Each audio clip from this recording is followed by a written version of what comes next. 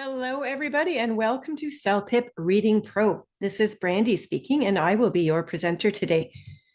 So as we are all getting settled in and joining the group chat here, I will remind you that your microphones are muted. So we are going to use the Zoom chat area to communicate throughout the session. So a very special hello, good morning, good evening, good afternoon, and welcome to everyone who's placing those wonderful messages in the Zoom chat already. Thank you for doing that. If you do have questions about CELPIP, that's the place you want to place them, and we will answer them as we go through the session today. Now, keep an eye, please, on your email inbox, because within about 24 hours at the most after we finish today, you should be receiving an email from all of us at the CELPIP team, and it's going to contain 3 different links. So the first link will take you to a survey, and that part is completely optional. If you do want to give feedback on the session, of course, we welcome it there. The second link is going to open a study pack of materials. That one's going to be particularly useful for you as you continue to study at home. It is going to summarize the important reading strategies that we'll be talking about today. Last but not least, you will receive a link in that same email that will take you to our YouTube page, and it'll open up a recorded version of the Reading Pro session. So if you cannot stay for the full 2 hours today, that's perfectly fine. You can always watch a recorded version later on and catch up or review at your own leisure. So this is me. I'm Brandy, and I'm an online instructor for the CELPIP test.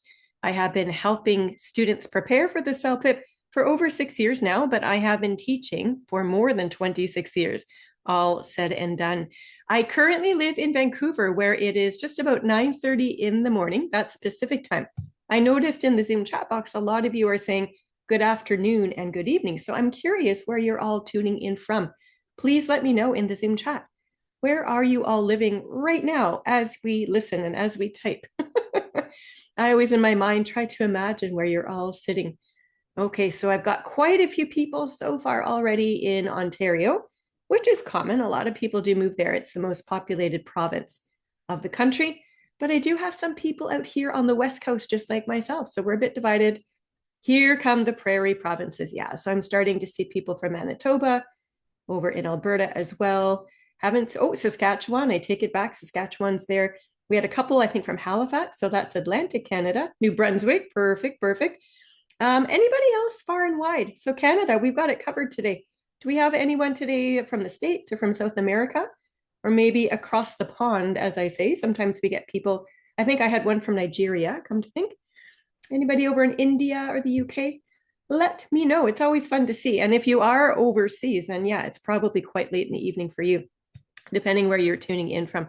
So welcome one and all, regardless of where you are listening from. I sincerely hope that you're here to learn and to do some work. We're going to be answering some real CELPIP test questions today for the reading test. So I'm really hoping that we'll all put our thinking caps on together, as it were, and use the Zoom chat to help each other out as we practice together.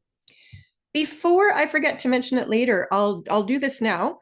The CELPIP test, of course, is taken for Canadian immigration purposes largely, but you can also now immigrate to Australia with the same CELPIP test. It is accepted for work and visa purposes there. So that's exciting in the sense that you have some choice, I guess, as far as where you might want to settle after you've taken your language test. Now, as far as today goes, we have close to 2 hours together. I'm going to start off. I'll take the first 15 minutes or so, and we'll look at what your computer screens will look like when you take the CELPIP reading test. There are 3 types of questions you need to be prepared for. So we'll quickly run through those. We want to know how this test is scored so that you can achieve your best score on the CELPIP. And after we've had an understanding or an introduction to the reading test, we are going to work our way through these 4 reading parts. When you take CELPIP, you can expect to read 4 different passages. So for each of these, I am going to present some reading strategies. We will apply those strategies to answer some questions together.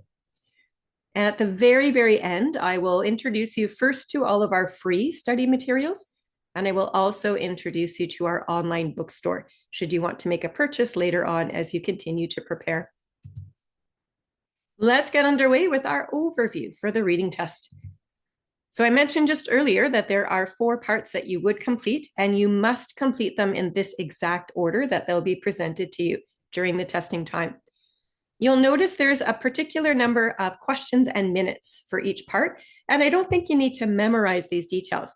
But coming into this test, recognizing that you'll have anywhere from 8 to 11 questions to answer on any given part, and that you'll take anywhere from 9 to 13 minutes on any given part. I think that's just a nice mindset to bring with you to this test. The fastest anybody would work through these questions would be about 43 minutes. Some people do take a little bit longer to read, which is fine. You have a little bit of control over the pacing of this test. So people that need a bit more time, and depending on the test you receive, may take up to about 56 minutes. So there is quite a range. But as I said, you can work through this as quickly as it's humanly possible for you to do so. Now I'm showing you where the questions are on your computer screens. So during the test, you would navigate down using this scroll bar, and you're going to see usually 2 sets of questions. All right, in part 3, there's only 1 set, but usually it's 2 sets of questions. Your reading passage is always going to be over here on the left-hand side. And I wanted to show you a closer view of the top of your screen.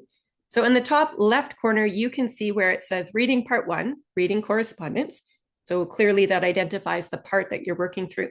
But it's the timer that I really want you to take note of. The moment you begin any new part, have a quick look here and recognize how many minutes you have to work through all the questions. And those of you that do answer a little bit more quickly than others, you have the option of clicking this next button. If you finish everything and there's still time left on that clock, click next and you'll move yourself over to the next reading part, which in this case would be part 2. We need to recognize, though, that there's no back button. So the moment you click next, you are moving forward, ready or not, here we come, as we say. Okay, so be very confident when you click next. We also need to know that you do not get to carry with you any extra time. Every single reading part will start with its own preset number of minutes, and that clock is just going to count backwards the moment you land on that computer screen. All right. If you're still working through this and that clock is counting back, the moment that clock does reach 0, the computer is going to move you forward automatically anyway. So your job is to make sure you're finished answering everything while there's still a little bit of time left on that clock, we hope. Okay, as far as the types of questions that you'll need to answer, there are 3, and I'm displaying them for you here. That first type on the left is all about your general meaning questions. And these are very big and broad in scope. So a great example here would be, what is the main idea of this passage? So to answer a question like that, you would need to understand the overall, or the gist, pretty much the main ideas discussed throughout the whole passage. So to answer a question like this, you're usually looking at larger chunks of the passage, and it might take a little bit more time to put that information together. The middle question here, the specific information, type number 2. These ones are a lot easier. They're going to focus your attention down on one particular detail. So looking at your question, you would need to decide really quickly what specifically you're being asked to find in the reading passage. And I always want you to think of those 5 W's, the who, what, where, when, and why. So if the question is asking you about a time, that would be a when type detail. Then your eyes are simply going to scan through the passage on the left of the computer screen, looking for a time. It's usually a lot faster and easier to find specific details when you know what you're looking for. Over on the very right-hand side, you'll notice inference questions, and these are definitely the most challenging. They require some critical thinking and personal connections from you to answer correctly. So the 4 answer choices, multiple choice style, they're not going to be stated directly in the passage for this type of question. Instead, you have to fully understand what you've been reading about. And then looking at those answer choices, you're going to select the one that simply makes the most sense. You are using logic and reasoning to come up with the answer. And because these skills require higher level skill sets, you will probably see more inference type questions towards the last half of your CELPIP test. And that is because the reading passages themselves are designed to increase in difficulty as this test moves on. So in part 1, you'll probably understand more of your vocabulary words. The grammar and even the sentence structures will be more manageable for you. They'll be simpler. You'll likely have more of these specific detail type questions. and fewer of those inference type questions. But as that test moves forward, by the time you get to the end in part 4, this is a very advanced level passage to get through. The vocabulary will be noticeably higher level, and you'll need to use reading strategies to probably guess the meanings of some unfamiliar words if you do need to know what the meanings are. Okay, and more inference questions and so on. So the test is not designed this way to trick you up or frustrate you. The test is designed this way specifically because it is going to determine the advanced level readers from the intermediate, from the beginner level. And we need to be prepared for that. So I'm showing you right now a reading score chart. This is also available on the celpip.ca website. So you can always reference there. There's one for reading, which we're doing now, and there's a different chart for the listening test. But in both cases, you get 38 questions that are scored on your CELPIP test. So a perfect reading test for CELPIP would literally be 38 out of 38. That would be an automatic level 12, which is the top score anybody might achieve. Now, it is the computer that is scoring you on the reading test. So you're going to get 1 point from the computer for every answer that you get correct. And the good news about CELPIP is that you don't lose marks if you answer incorrectly. And honestly, if time is short or you simply don't know the answer, my best advice to you would be to guess. You've always got those 4 multiple choice answers in front of you. So if you could even eliminate 1 or 2 answers that you think are wrong, even if you're left with, say, 2 choices remaining on screen, if you were to guess between them and you're lucky and you guess correctly, you would get a point. If you get it wrong, nothing happens. There's no penalty. If you leave it blank, there's no opportunity for a point. So as I say, never leave anything blank. If time is short, click something and hope for the best. That would honestly be my best advice here as well. Okay, I see some questions in our Zoom chat about the scoring, which is great. I'm going to leave those for Simon, my colleague who's online with us today. He can answer those for you while I move on with the lesson itself. So let's jump right into part 1, which is all about reading correspondence. And correspondence just means when you're writing a letter, or in this case, an email to somebody. So let me set it up for you first, and then we'll have a look at some reading strategies. So for your reading part 1, you're going to have around 11 minutes to answer about 11 questions. There will be 2 sets of questions, so 6 on the top set, 5 on the bottom set. The main passage that you're reading through on the left-hand side of the computer screen will be an email from someone living in the community to somebody else. All the questions, all the material on CELPIP is going to relate to what I would call a typical day-to-day type situation. So as you read through all of these passages, my best advice to you, again, would be try to connect personally to these situations. Chances are you've either experienced these situations yourselves in real life, or you could very easily imagine doing so. And when you're able to put yourself in the mindset of the writer or of another person you encounter through these passages, you tend to understand a lot better the content and make those connections that will lead to more accurate answers too. The second text that you're reading for your part 1 is actually going to be the bottom set of questions. It is a short response to the main text itself, sort of like a mini email, if you will. So for some examples here at the bottom, you see I've listed, again, day-to-day situations. Maybe you're reading an email from a customer who has emailed an associate working at a bakery to order a special cake for the daughter's graduation. It's a very typical situation there. Or perhaps it's a colleague who is emailing another colleague to make arrangements to travel together to a conference, right? So identify very quickly what it's all about and then get into the details. So I'm going to present for you some reading strategies now that we're going to practice throughout today's session. And if they work for you, I want you to continue to use these strategies as you study at home and then perform on the CELPIP test itself. So the first thing we're going to do, and this is the easiest and fastest part of the plan, literally we're going to preview or look at the computer screen. So what I mean is look up at the timer, double check you know how many minutes you have to complete this passage, look at how many questions are in front of you. And you can have a quick glance too at the length of the passage.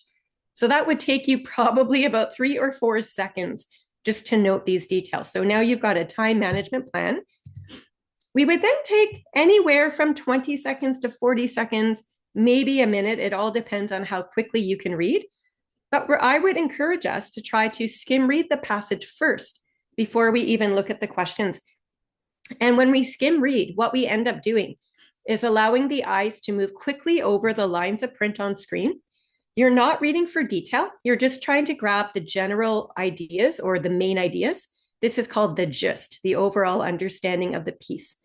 And you'll notice, I know this passage is too small to read comfortably, but I wanted to point out that there are 1, 2, 3, 4 paragraphs, which is a typical length on the CELPIP test. When you start skim reading, because there are 4 paragraphs, every single paragraph is going to talk about its own main topic as it relates to the overall idea. So if you know what each paragraph discusses in the passage, then when you turn your attention to the questions on the right-hand side and you figure out what the question is asking you to find, these are the keywords, you should have already now a general understanding of what the paragraphs on the left-hand side are talking about. So it makes our job a lot easier to scan through the written passage and try to find those keywords that are mentioned in the question and answer choices. And when we find those keywords in the passage, that's when we can read a little bit more slowly and carefully within the passage. Usually we read the sentence containing the keyword, sometimes a couple of sentences above and below that, but we're gathering the relevant information necessary to answer the question appropriately. So this is the reading strategy that we're going to apply. Now, Naya is wondering if you can highlight information on the computer screen. And unfortunately, no, you cannot do that in the actual test. Yeah, so I sometimes will do that in these sessions as we study together because I like to point information out to you, but you yourselves do not have that option. You are given paper and pen. So if you really wanted to note important details, you could certainly take notes. Yeah, that was a great question. I'm glad you asked that, Naya. I'm sure other people were wondering the same. Yeah, good to know these things so you know what to expect as you go in to take the test. Now, before we look at this passage, I've got 4 different questions here on the right-hand side that I'd like us to answer, please, together in the Zoom chat. We're talking about the conventions of email writing. So my simple question, I think it's a simple one. I'm wondering if you could let me know in the Zoom chat where you would find the writer's name in an email. Does that come at the top of the email, for instance, or in the middle or at the bottom? Does anyone know the name of that particular part of an email? Let's just quickly talk logistics, I like to call this. Where would we find the information? And just think of all the emails that you've either written in your life or perhaps received. I think most of us have done this at some point. And yeah, everybody's agreeing at the very least that it's at the end or the bottom of the email. We call this a signature. So Daria, you got that part right. I don't think anybody else mentioned the name of this part of the email, but yeah, this is called the signature. And what I would advise us to do as we're skim reading, we simply want to note who is writing this email. So we want to note that person's name because chances are you'll have questions about them later. So just by recognizing their name now, it'll help us out later on. What about question 2 here? The recipient's name. And recipient is just a fancy word for reader. So which part of the email would contain the reader's name? So top, middle, or bottom. And then what do we call that part of the email, by the way? Does anyone know sort of the convention of the email? Yeah, we all have it in the top. What do we call that? It's not quite the address, but you're on the right track. Yeah. We call this the greeting. So in the greeting line, that's when you go, hi, Bob, or hey, Maria, or dear Mr. White, or whoever it is you're writing to. That's the very first thing that we write in the email itself. So we're not worried on the CELPIP test, by the way. We don't have to worry about the to, from, date, or subject lines. That's really not important to us in this moment. The greeting is typically where the passage will start. So once again, if you could note the reader's name and just keep it separate from the writer's name, chances are you'll have questions about both of these people. So we want to know who's who. Question 3 here talks about the purpose statement, and this is the reason for why you're writing the email in the first place. Now, where would your reason or your purpose go? Would we put that in the first paragraph? Would it go in the middle paragraph somewhere, or maybe in the very last paragraph? What would be the most common way to establish the reason? Remember, your reader is reading through your email and they're hoping to understand your details as quickly as possible. So I'm pleased to see that I think everybody has agreed that most of the time, I say 99% of the time, we put the reason for writing in the first paragraph. So when you're skim reading your passage to get comfortable with it before you look at your questions, spend an extra second or two looking at that first paragraph. You'll notice it's usually a little bit shorter than the other paragraphs. And that's because its purpose is really to introduce you to the background details and also to understand what the writer wants. Last but not least, question 4 speaks to a request or a next step for future action. And I think this one's fairly logical, isn't it?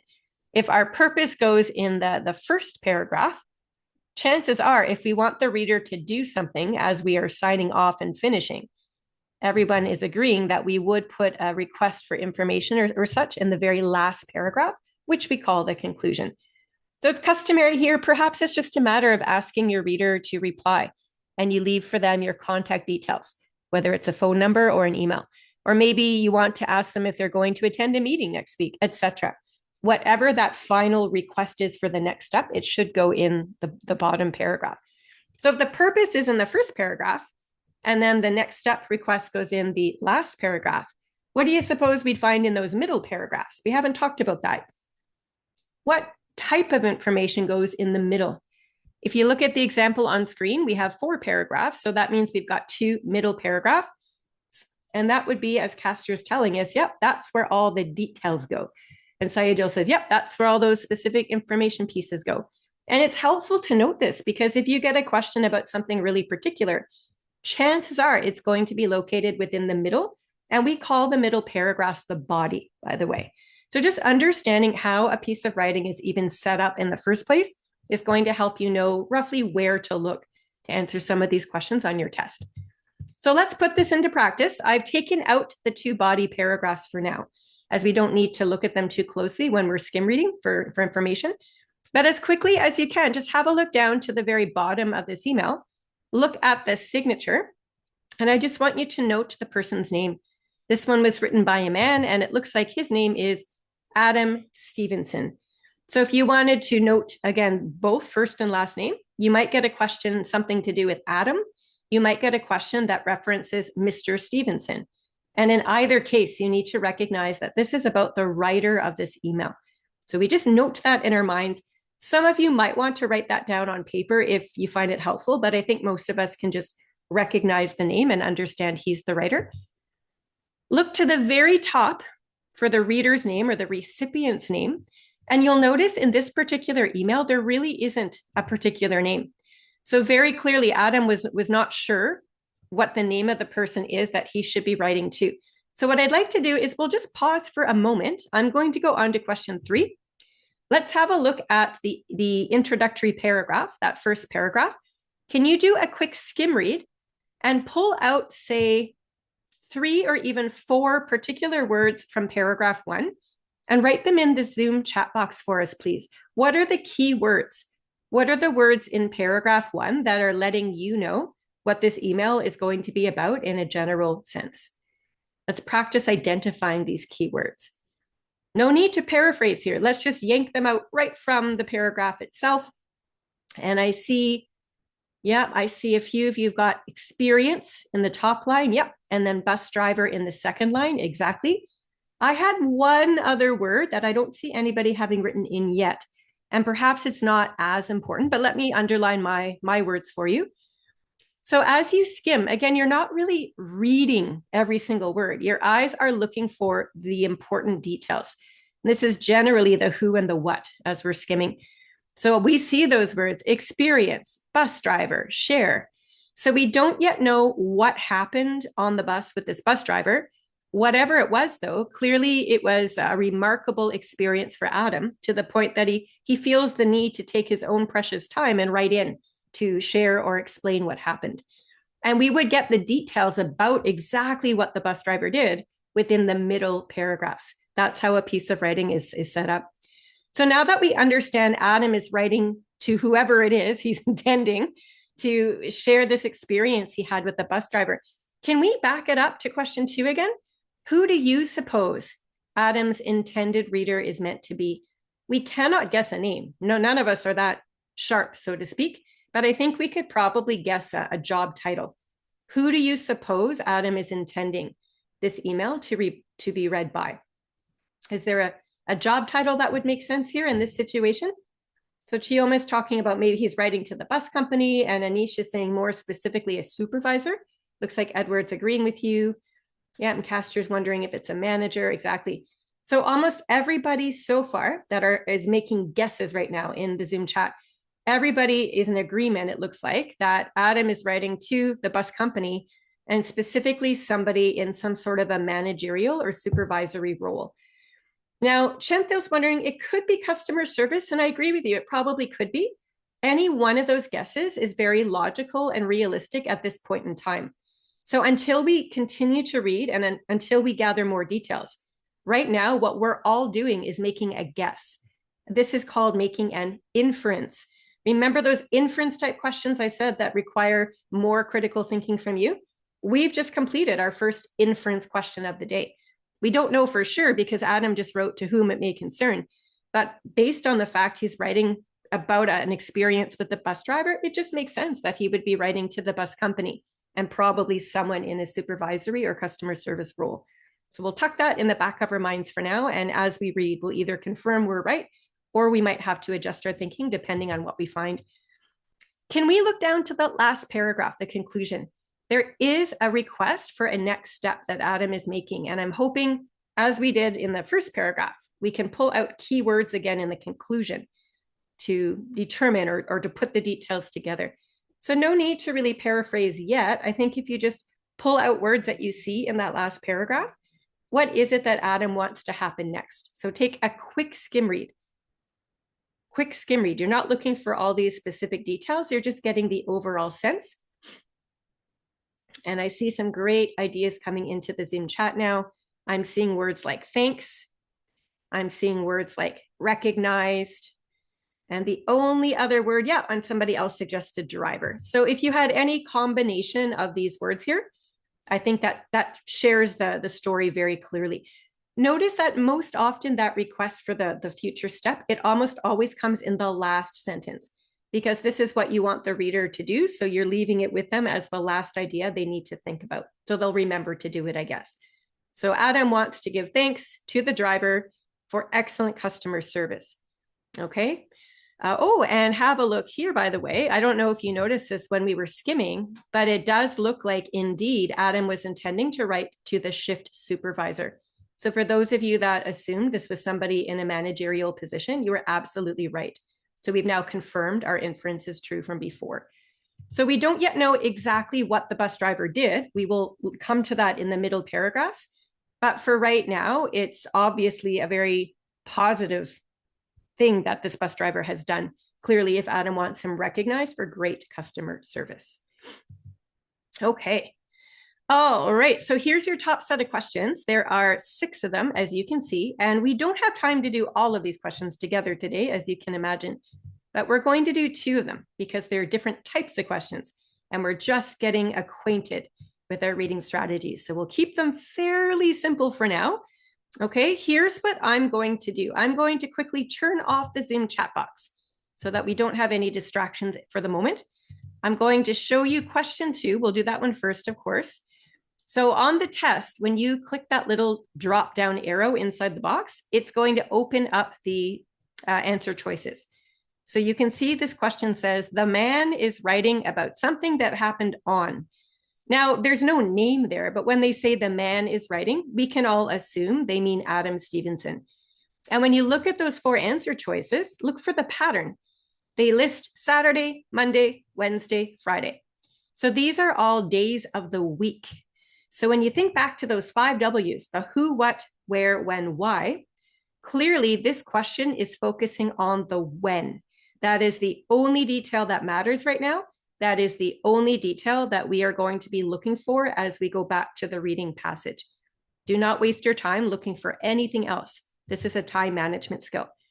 So step number 1, and you can see the passage here on your right, and I've numbered the paragraphs for us to keep us all together. On your test, you won't see numbers, but they help us as we're discussing it now. So I'll keep the Zoom chat box off for just a moment. What I want you to do is I'd like you to have a look. Chances are this information is going to happen in the middle paragraphs, right? We've already looked at paragraphs 1 and 4, and we know specific details come in the middle. So I would recommend you start at paragraph 2, look at the top, work your way down to paragraph 3. Take about 10 seconds. I'll be generous with my time. 10 seconds to see if you can find any of those words in the answer choices. You're looking specifically for the words Saturday, Monday, Wednesday, Friday. I'm going to time you, and you have 10 seconds starting now.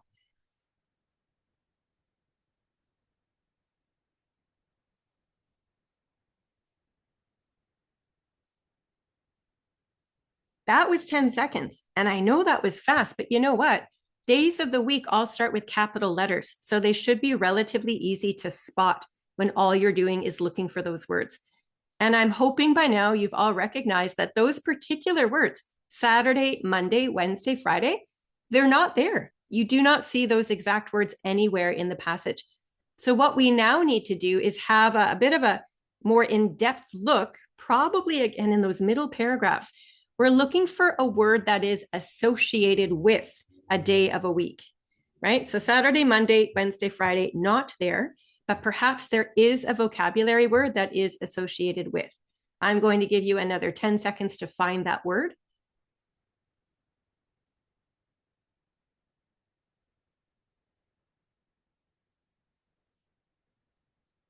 And I see it right in this paragraph, right here in paragraph 3. And the reason my eyes went there, let me just fill you in here.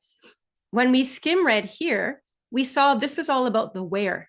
Adam's talking about where he's recently moved. We're not interested in the where, we're interested in the when. So I didn't spend so much time on paragraph 2. Oh, when I got down here though, on the other hand, I started to notice some when type details.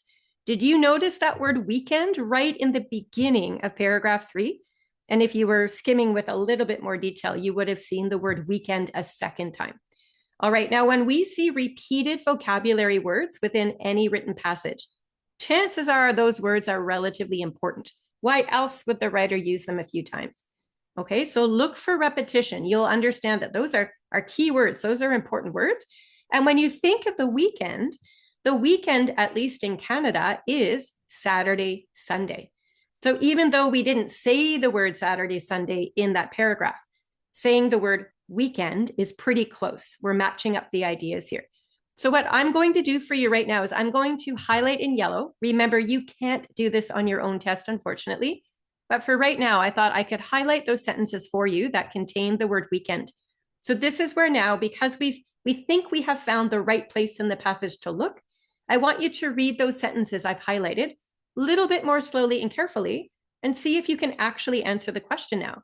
We're trying to figure out what day Adam actually got on the bus and had this experience. I will give you about 15 seconds and then I will turn the Zoom chat box back on and invite your answers there.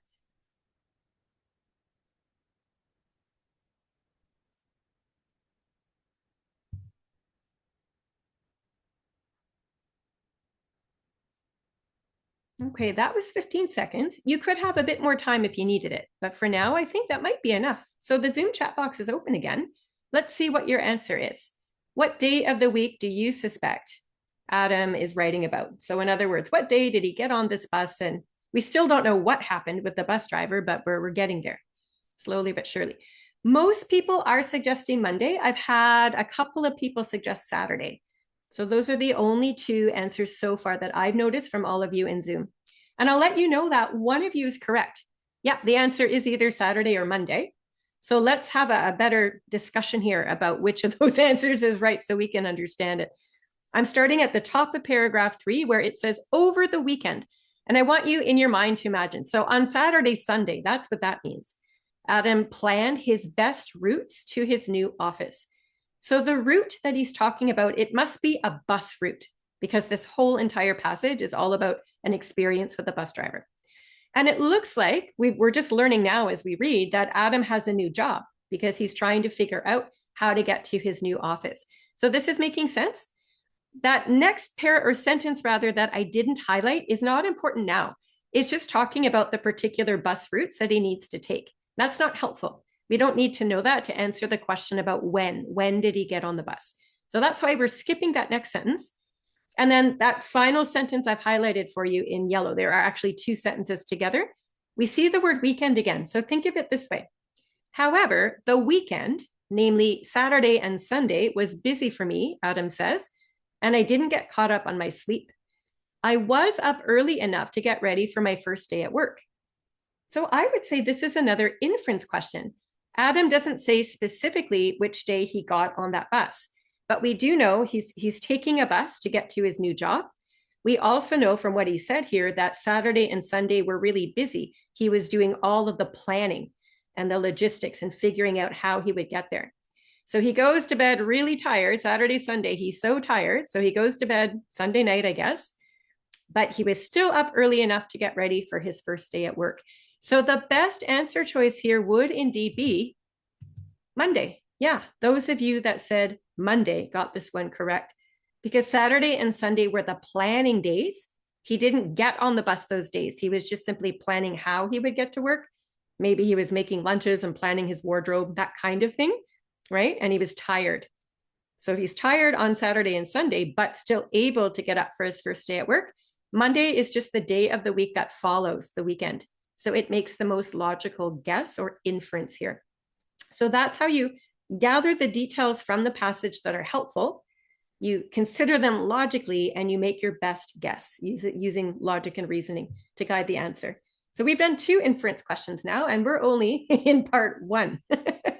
So inference questions can happen in earlier stages of the test as well, but you will get more of these types of questions as you move on to the latter part of the reading test.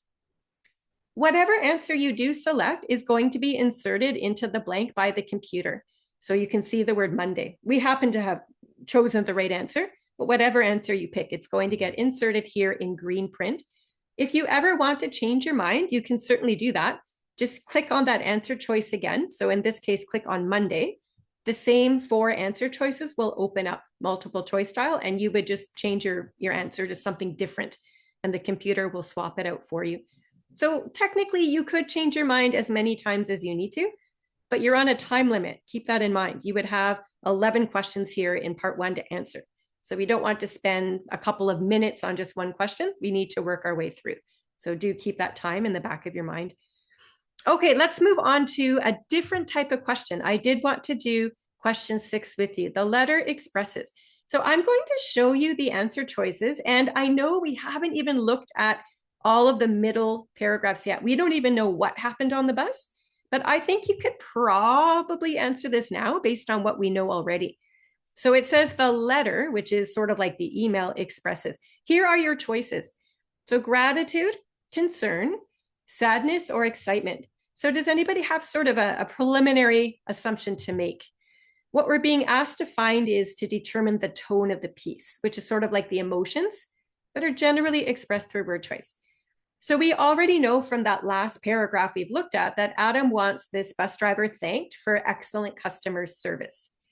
So I'm not surprised to see that almost everybody, in fact, everyone in the Zoom chat right now is indeed selecting gratitude as their answer. And that's the answer I would lean towards too, if this were my test, just based on the evidence. But I think, especially as your reading part 1 is the easiest part of your test, you want to gain as many points as possible here when the going is easy. So before we select gratitude, can we just take a quick moment to have a glance at those middle paragraphs that we've not yet looked at? We want to be absolutely certain that everything in this email is demonstrating that emotion of thankfulness or gratefulness. Okay, so if you didn't know what the word gratitude meant, and gratitude does mean to be thankful, by the way, if you didn't know the meanings of some of these words, here's another trick I'll share with you now. You can apply this to any question down the road. So 2 of these answer choices are positive emotions. Having gratitude or to be thankful, that's a positive emotion, and excitement as well. Those 2 middle ones, of course, concern and sadness, are negative.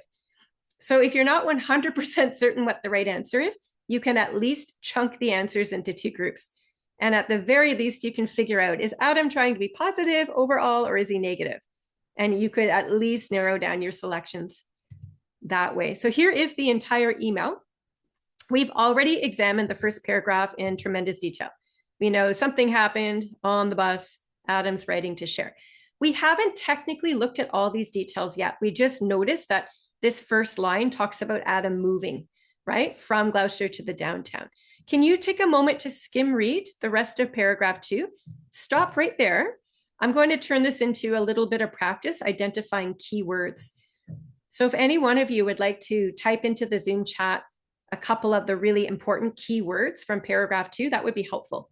So we know this is about Adam moving. What else do we know from this paragraph? Remember, we're trying to figure out if the whole tone here is one of positive thankfulness. So let's just double check it. Okay, what words do you notice in paragraph 2 that tell the story? Okay, Shree's noticing there's a website. Yeah, right here, Catch My Bus, catchmybus.com. Even before we get to that website, what I notice, and this is what I'm asking you to do right now, since Adam is trying to figure out how to take the bus to work, I guess there was a map at the station, but he says he wasn't clear. He didn't understand how to get around. And then he just couldn't find, some of you mentioned kiosk. Yeah, he couldn't find any of that information he needed, but then he finally found this online map using the website. So there is a little teeny tiny bit of frustration or confusion, which is a negative emotion, right? But by the end of paragraph 2 alone, Adam has already fixed his own problem and he has found this online website and was able to find the bus route he needed. Okay, so we still don't know what the bus driver did, but we're getting to the bigger picture, as it were. So this is all about planning the logistics of the bus route and where he's going. We've already looked at the first part of paragraph 3. We already know that over the weekend, Adam was planning and he got ready for his first day. So starting here and then to the bottom, can you read through that and you will finally discover what it is the bus driver did that is making Adam wanting him to be thanked for customer service. So what did he do? Have a look at paragraph 3. It would be ideal if you could pull out some keywords right from that paragraph. Castor's saying honk. Yeah, but you're missing a big part. Honk doesn't happen till down here.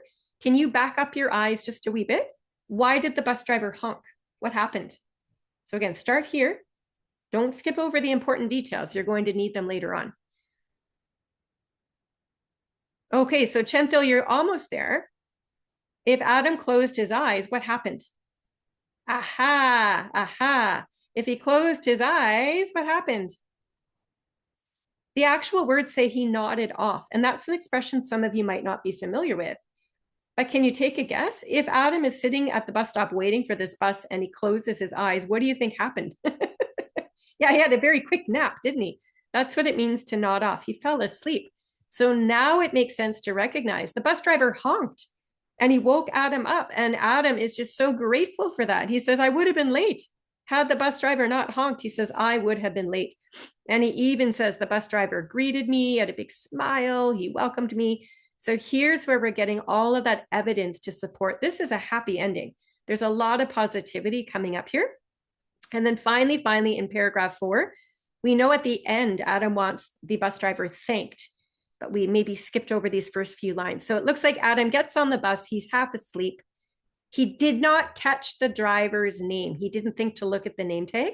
That's why he's writing this email. He doesn't know the name of the bus driver, but he's writing to the shift supervisor to have that driver thanked. And there's one other detail here. Adam says he almost left his own bag on the bus, but I guess he must have remembered it at the last second to get off. Okay, so now we've got the evidence necessary. We understand the big picture. We can call it that. And when you're looking at all 4 answer choices, clearly this is one of overwhelming positivity. And if you had to select between gratitude or excitement, recognizing that gratitude does mean thankfulness, of course, it is definitely the best choice of all 4 answers. So I think a lot of us were leaning that way anyway, right, when we saw this question. But as I said, in your reading part 1, because it's the easiest part of the test, trust me when I say you cannot afford to give away easy answers. So my best advice is always, if you have the time on the clock, just be a little bit more detail oriented and thorough. Have a look at all 4 paragraphs. Make sure you are absolutely confident in this answer and select it. It would be a shame to get this wrong when the answer is right there staring you in the face. Okay, yeah. So Sarah's wondering, should we read the first and last paragraph and then go to the details? Yep, for an email, that's probably how I would do it. When I do these practice tests myself, and trust me, CELPIP instructors do practice tests often. That's how we keep our skills sharp as well.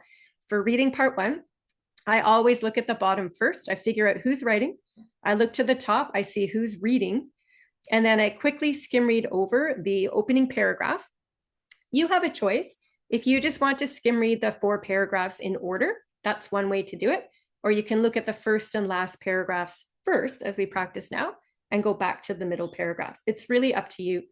But just pulling out those key details as we've been working towards is one way to understand what each paragraph talks about. Remember that paragraph 2? It talks all about the where. Adam's moved from Gloucester to the downtown and is planning his bus route. If there's a question about the where, you're probably going to go back to paragraph 2 and look there. So that's how you finish a test on time. It's not about reading every word slowly and carefully. It's about knowing what to look for. And that comes right out of the question, and then where to find it. So yeah, those are some typical reading strategies that tend to work well for people who follow them. Anyway, here is your bottom set of questions. I'll just give you a quick once over here. You can see it's sort of like a miniature email on its own right, but there are 5 other questions to complete. Notice the first question here says number 7, and that's the one actually we're going to do. That it's labeled number 7 because we've already answered the 6 questions earlier in the top part. So you're basically just continuing on, even though this is a sort of a relatively new section. So look at the opening, and I'll just put the opening here. I think we can answer this now. We know this email very well. It says, "Dear Mr. Stevenson," so whoever's writing this, I think his name is Bill 2, I just saw. Bill 2 is writing back to Adam, it would look like. And Bill says, "We truly appreciate your taking the time to blank." And then surveys and forms are all very good, but a personal note is even better. And it goes on from there. I think we can answer this now because we know what each of the 4 paragraphs talks about. And this is the beauty of spending a little more time getting acquainted with the reading passage first. When you come to these questions, sometimes you don't have to go back and double check because you know what the whole thing's about, right? And sure enough, in the Zoom chat box right now, it looks like everybody unanimously has chosen A. That is exactly what I would do. I don't even think we would need to go back, but you know me as a teacher, I need to take you through this just to make sure we all understand. So I've got those 4 paragraphs in front of you. We have the question we're answering in the bottom right-hand corner. So remember, Bill 2 writing back to Mr. Stevenson. The very first sentence more or less introduces why Bill is even writing to Adam. And we know from looking at Adam's own paragraph 1, that's where the purpose statement goes. So Adam was initially writing, we determined, to detail his experience with the bus driver. And when you look at those 4 answer choices, you'll notice answer choice A, which is the one everybody has chosen so far. The language is very, very similar. Answer choice A says, "Tell us about your transit experience." So the word transit is the same as bus. That's the word Adam used in paragraph 1. And then experience is used both in answer choice A and again in paragraph 1. So we've done a pretty close match of the vocab, and the ideas track. I'm 99.9% confident this is the right answer. But I do want to now present to you another strategy that we're going to put forth more when the test gets really hard, say in parts 3 and 4.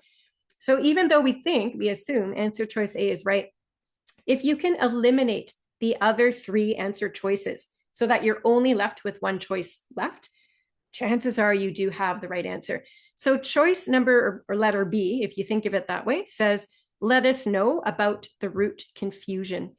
And remember, when we were looking at paragraph 2, we determined that Adam was confused at first, right? He wasn't clear, but he did find that online website and was able to figure out the route. So technically this happened. I mean, Adam did mention at first he was a bit confused, but this detail happened for a split second. It wasn't the overall focus of the entire email. So because Bill is commending Adam on why he was writing the email in the first place, that doesn't seem to make sense. It doesn't match Adam's purpose. And likewise, while we're on paragraph 2, if you look to the very bottom, choice D, it says to report a problem with our website. And the website itself, there was no problem with it whatsoever. The website is what Adam used to actually find his way and plan his route. So choice D did not even happen in the passage. It's sort of a clue to really make you think hard about whether it's accurate or not. So we can eliminate those 2. And then we're left now with C, return the bag you found on the bus. And we've already talked about this in paragraph 4. There's the word bag, as a matter of fact. And Adam was half asleep. He says he almost left his bag on the bus. So the bag itself actually belonged to Adam. He didn't find it, and he almost left it behind, but it would appear he brought it with him at the last second. So he did not return any bag and he didn't find a bag on the bus. So by proving those other three statements to be false, we're now left with answer choice A, which is the one we were strongly leaning towards anyways. So now we can be very confident we do indeed have the right answer. And of course, you would select it and move on. Okay, so you will not have time to use this strategy for every single CELPIP test question, but it's an excellent strategy to use for questions that are a little bit more challenging than others, right? And if you do have the extra time on the clock that you can spend 30 or 40 seconds considering other choices, I think that's a really great way. Sometimes it determines a whole point or not. And every point you get on this test is going to help you achieve a higher score. Okay, reading part one's done. So that was sort of your introduction. We did spend quite a bit of time setting things up. So we're going to work a little bit more quickly now that we know the strategies and apply them to part two, and then later on parts 3 and 4. So your CELPIP reading part 2 is reading to apply a diagram. That's right, diagram. So there will be pictures on this part of the test. This one's a little bit shorter than part 1. So you've got around 9 minutes now to answer roughly 8 questions. So there are 5 questions in the top section and then another 3 questions below that. The main text itself on the left of the computer screen will be a diagram of some sort. It generally has 4 different parts to that same diagram, or 4 different pictures. There will be some words, so you might see some point form words or some very short sentences, but pictures as well will be just as important to look at and to gather details from. And you'll answer questions using that information. The second text or reading is actually the top set of questions. It's going to be, again, a little short email from somebody in the community to someone else all about the diagram itself. Okay, so for example, think of a transit schedule. We just finished talking about buses, so maybe that's what your reading part 2 is about on your CELPIP test. Maybe it is a course syllabus or outline that an instructor gives to students on the first day of class, or an event schedule. It could even be a brochure or a flyer that's advertising a certain product. So anything with pictures and words is fair game. And I'll show you an example here. This is the one we're going to workshop together. So you can see those 4 parts to the diagram with some bulleted points beneath. And there's the 2 sets of questions, the top one being a bit longer since it's an email.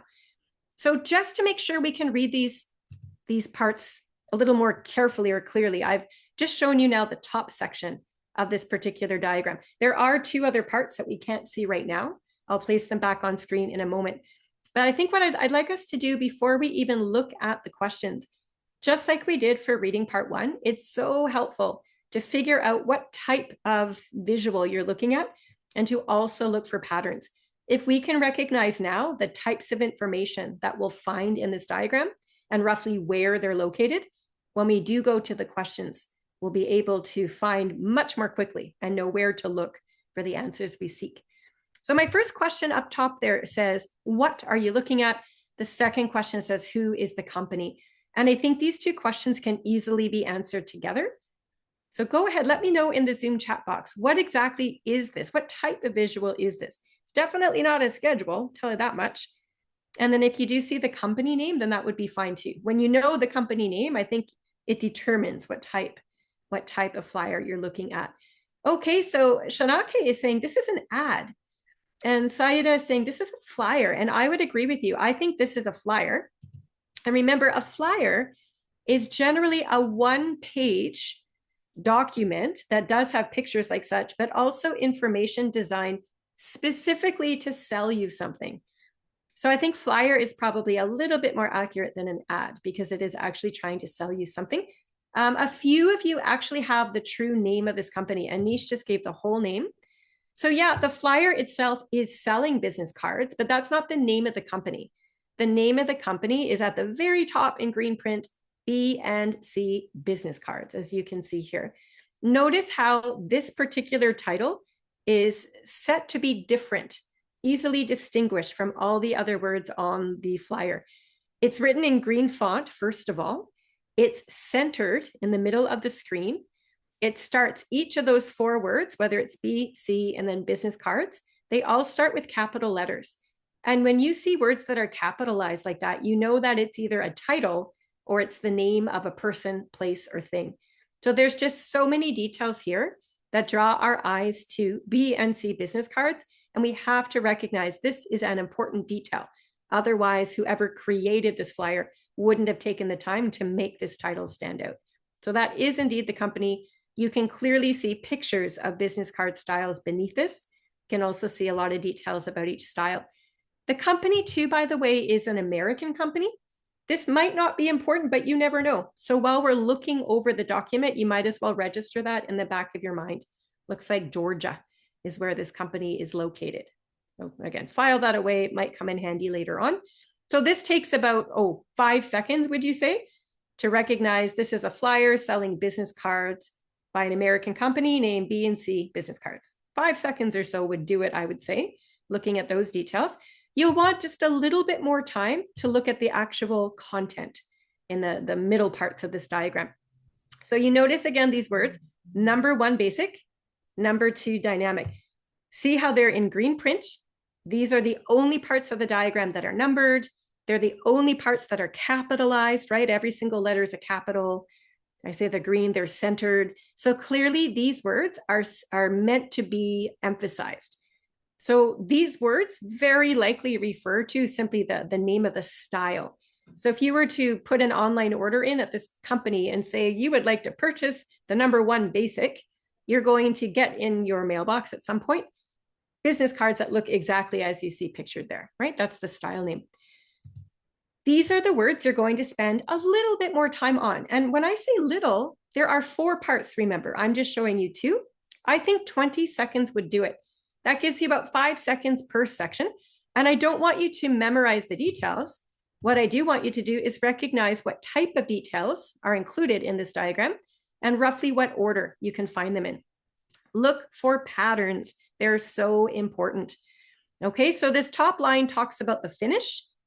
So the business card might be glossy, which sort of has a shiny coating of ink, or it could be matte, which is not shiny. That's the finish. We get information about how heavy or thick the cards are. We get information about the shapes. That's what geometry is, geometric backgrounds. Look at the shapes on the cards. Different colors are available, and then the price point. So 100 cards cost this much. And then notice how these numbers get bigger as we move our eyes across. Okay, so again, you're not memorizing, you're just recognizing. If I get a question about colors, I know that detail is here. And when we look at the bottom or the other part of the diagram, look at the patterns. The finish is mentioned on the top line for both. There's a little bit of different information there, but the colors come here. The prices come at the end. So recognizing where to find these details, that's going to help you be very, very quick to find information later on. So I'm going to show you now the top and the bottom set. I've had to separate them clearly to fit them onto this one computer screen. On your actual CELPIP test, they'll be top to bottom. But I think using the visuals in front of us, I'm hoping you can read those words largely enough. We're going to role play. So we're going to pretend that you work for the B&C business cards and I am a customer. And I'm going to ask you a couple of questions about your product. So what I would like you to do is listen carefully to my question I will ask you out loud. Identify the key words. So which word that you hear me ask is going to help you locate in the diagram the answer. You need to find those keywords. If you're lucky, it'll be the same word I'm saying. Sometimes though, you might need to look for synonyms or paraphrased ideas. But your job is to find the information as quickly as you can to answer. All right, I'm going to start off with what I think is a relatively easy question. I would like to know, please, what is the greatest number of business cards I might receive with one order? Greatest number. So your answer will be a number, right? So that's part of it. But I want the greatest number of cards. Soon as you find that info, let me know, please, in the Zoom chat. Okay. Notice I'm not asking you about price, correct? I'm asking you about the greatest number of cards. So it looks like most people have this right, and the answer is 500. So what I hope you did is you remembered that all of the price points and the number of cards is always in the last line of all 4 parts of the diagram. And we also would have recognized earlier that the numbers get bigger as we move across. So we basically look at the end of the final line in each section. So 500 is the biggest number here, and here, and here, and here. So that is your answer. 500 is the biggest number of cards that would come with any one order that I might place. Okay. I'm curious, if I'm looking for a really good deal, can you please tell me when your next sale might be? I'd like to know when your next sale might be. Let me know, please. This one's a little trickier. Not tricky, just takes a wee bit more time because it's not mentioned in the body of the document. We haven't actually looked at this part of the diagram yet. So you would need just a few seconds longer to find the words. I'm asking you when. So whatever detail you give to me has to be something related to a date or a time. For instance, it might be a day of the week, might be a month, it could be a year. You're looking for those details, but I'm looking for the sale. So see if you can find the word sale, or maybe there's another word that means the same as sale, that kind of thing. So when is your next sale? And it looks good to me. Most of you have this right. The answer is indeed February, right there. Okay, so because you knew already, this is how I would have done it, and I hope you did too. You knew already that that type of information is not found in the actual body details. We already know that from having looked. And we already looked up here to figure out the name of the company. So what that means is the only part of this diagram we haven't yet examined is down here. So I sincerely hope you all started here rather than waste your time up here. So you started here, and I was looking for something to do with a sale. And lucky for you, the word sale just happens to be in the flyer itself. And since you're trying to find the time or the when, all you have to do is notice the word February. Oh, there's a February sale. So the answer must be February. So that's kind of the step-by-step approach that we would have taken to answer these questions. Okay, so if this process is making sense to you, if recognizing the keywords, namely, what am I looking for in the diagram, and then recognizing where in the diagram I'm likely going to find that info, that is exactly what we need to do to be successful on this part of the test. So here's the actual CELPIP diagram, top to bottom. Here is the top set of questions on the right-hand side. Okay, so just like we did with Adam's email earlier in part 1, for this email, I would still follow the same process. I would look to the bottom, register who's writing this. So the person's name is Natalie Moreau. I would look to the top to see who Natalie is writing to, and look at this. This is a CELPIP test question. Now, we're not going to answer that question because we already did one very similar earlier. But on your test, if this was your question, you'd have to figure out who is she probably writing to here. And then I would look just beneath where the date is. I would look to see what her reason for writing is. And a quick skim there looks like she's shopping. So she must be a customer. So clearly she received this flyer, she says, in her inbox. So this arrived via email, we're reading. So she looks like she's got some questions about the product. So that's what this entire email is all about. And we're going to answer this question, right? So on the test, remember, you're going to click that little drop down arrow. And this is what it looks like. Okay, now I went ahead and I highlighted in yellow the sentence leading up to question 2, which is the one that we're going to answer. Once again, you cannot do this on your own test, but as we're all studying together, I wanted everyone to focus on the words in front of them. I've also quickly turned off the Zoom chat box just for a moment. I do want to introduce this rule. I've got 3 key rules here on the left of my screen, and I wanted to make sure everybody understood them clearly. So when you're trying to figure out what the keywords are, when you're trying to find particular words in a diagram or in a text, we need to know what a keyword is. And the first rule I've got listed to the left of my screen says words in quotation marks. These are always the absolute easiest words to find in a text. And I'm going to circle the 2 words in quotation marks for you in case you don't know what I mean. So dynamic and unique. You see those two sets of lines on either side of the word? That's what a quotation mark looks like. And in a piece of writing, when you see these quotation marks, what the writer is telling you is that you're going to actually find those exact words in the diagram itself. You do not need to worry about synonyms or paraphrased ideas. We've already skimmed over that diagram, so we already know that dynamic and unique are the names of 2 of the styles of business cards. So when it comes time to looking for the answer here, we're only going to look at dynamic and unique. We would be wasting our time if we look at the other 2 styles. So that is step 1. That would be the easiest way to begin. The second key rule there I've got for you is specialized words. So when you look over those 4 answer choices, there are 2 of them that have vocabulary words that are very particular to the world of print media or digital media. Remember how we're talking about business cards. So when I look at answer choice B, do you see where it says are available with raised print? The fact that there's raised print on the business card, meaning if you were to drag your index finger over the words on the card, it would feel a bit bumpy, as if the words were lifted off the page a bit.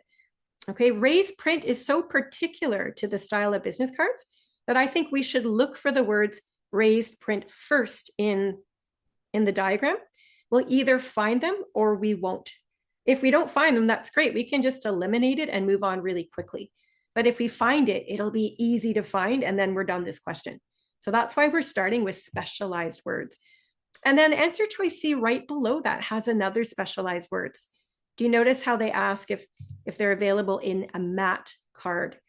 So remember, the top line of each part of the diagram says glossy or matte. So matte is so particular to business cards. We'll either see that word or we won't. So I'd recommend we start by looking for these 2 answer choices.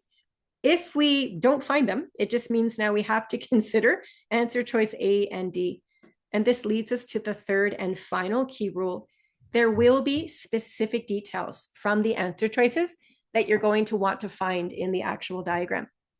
So answer choice A says, allow for substantial descriptive content. Clearly, this entire idea focuses on the content or the words, the actual text, I guess, on screen. But the particular focus here is not just about any old content. The content itself has to be really descriptive, really substantial. It has to be a lot of detail. So we need to find words. If we're lucky, we'll see the words substantial descriptive content. But more times than not, you're going to see synonyms and paraphrased ideas.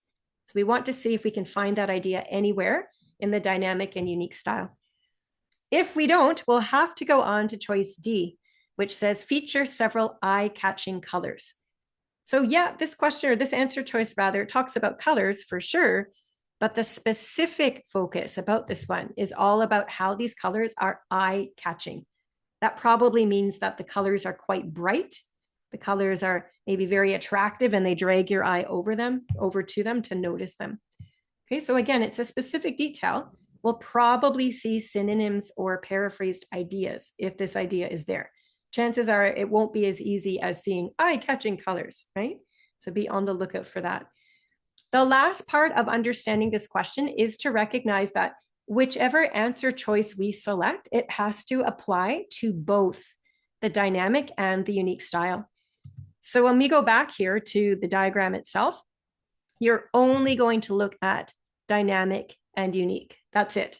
Do not waste your time on the other 2 parts. So I'm going to place them here for us to see, big enough now that we can read them all at least. Let's have a look at the answer choices to the right. Remember, we said we'd start with those specific details, or the precise details relating to digital media, or specialized words, I guess. So can we start? We might as well do B first, just because it's the first one on the list. So have a quick scan. I do not want you to read. I honestly just want your eyes to quickly go down the ideas under dynamic and then down the ideas under unique. You're looking for the words raised print. It has to be there under both sides. And I'm going to give you 5 seconds to find it, starting now.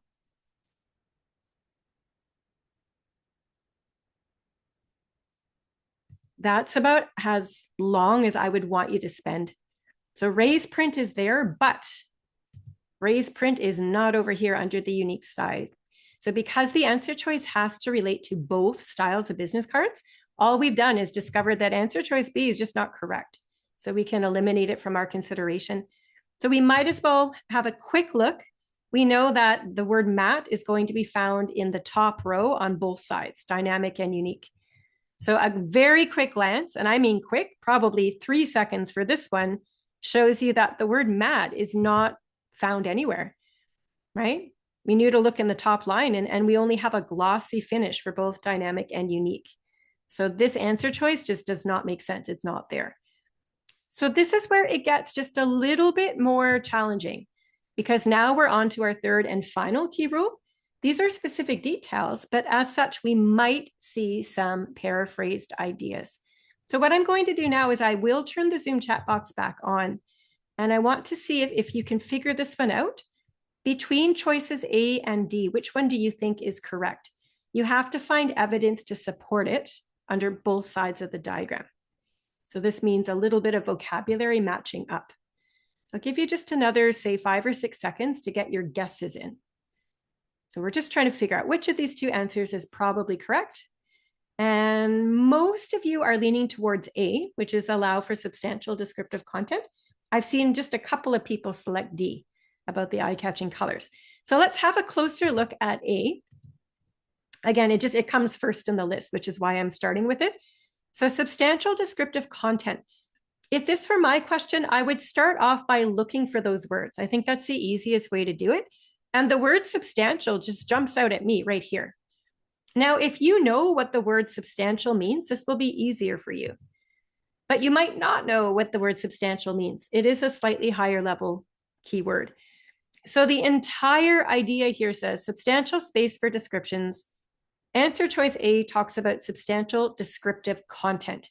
So the words are a little bit different, space for descriptions, descriptive content, but the meaning is the same, right? Space is where the content goes, and descriptions, descriptive.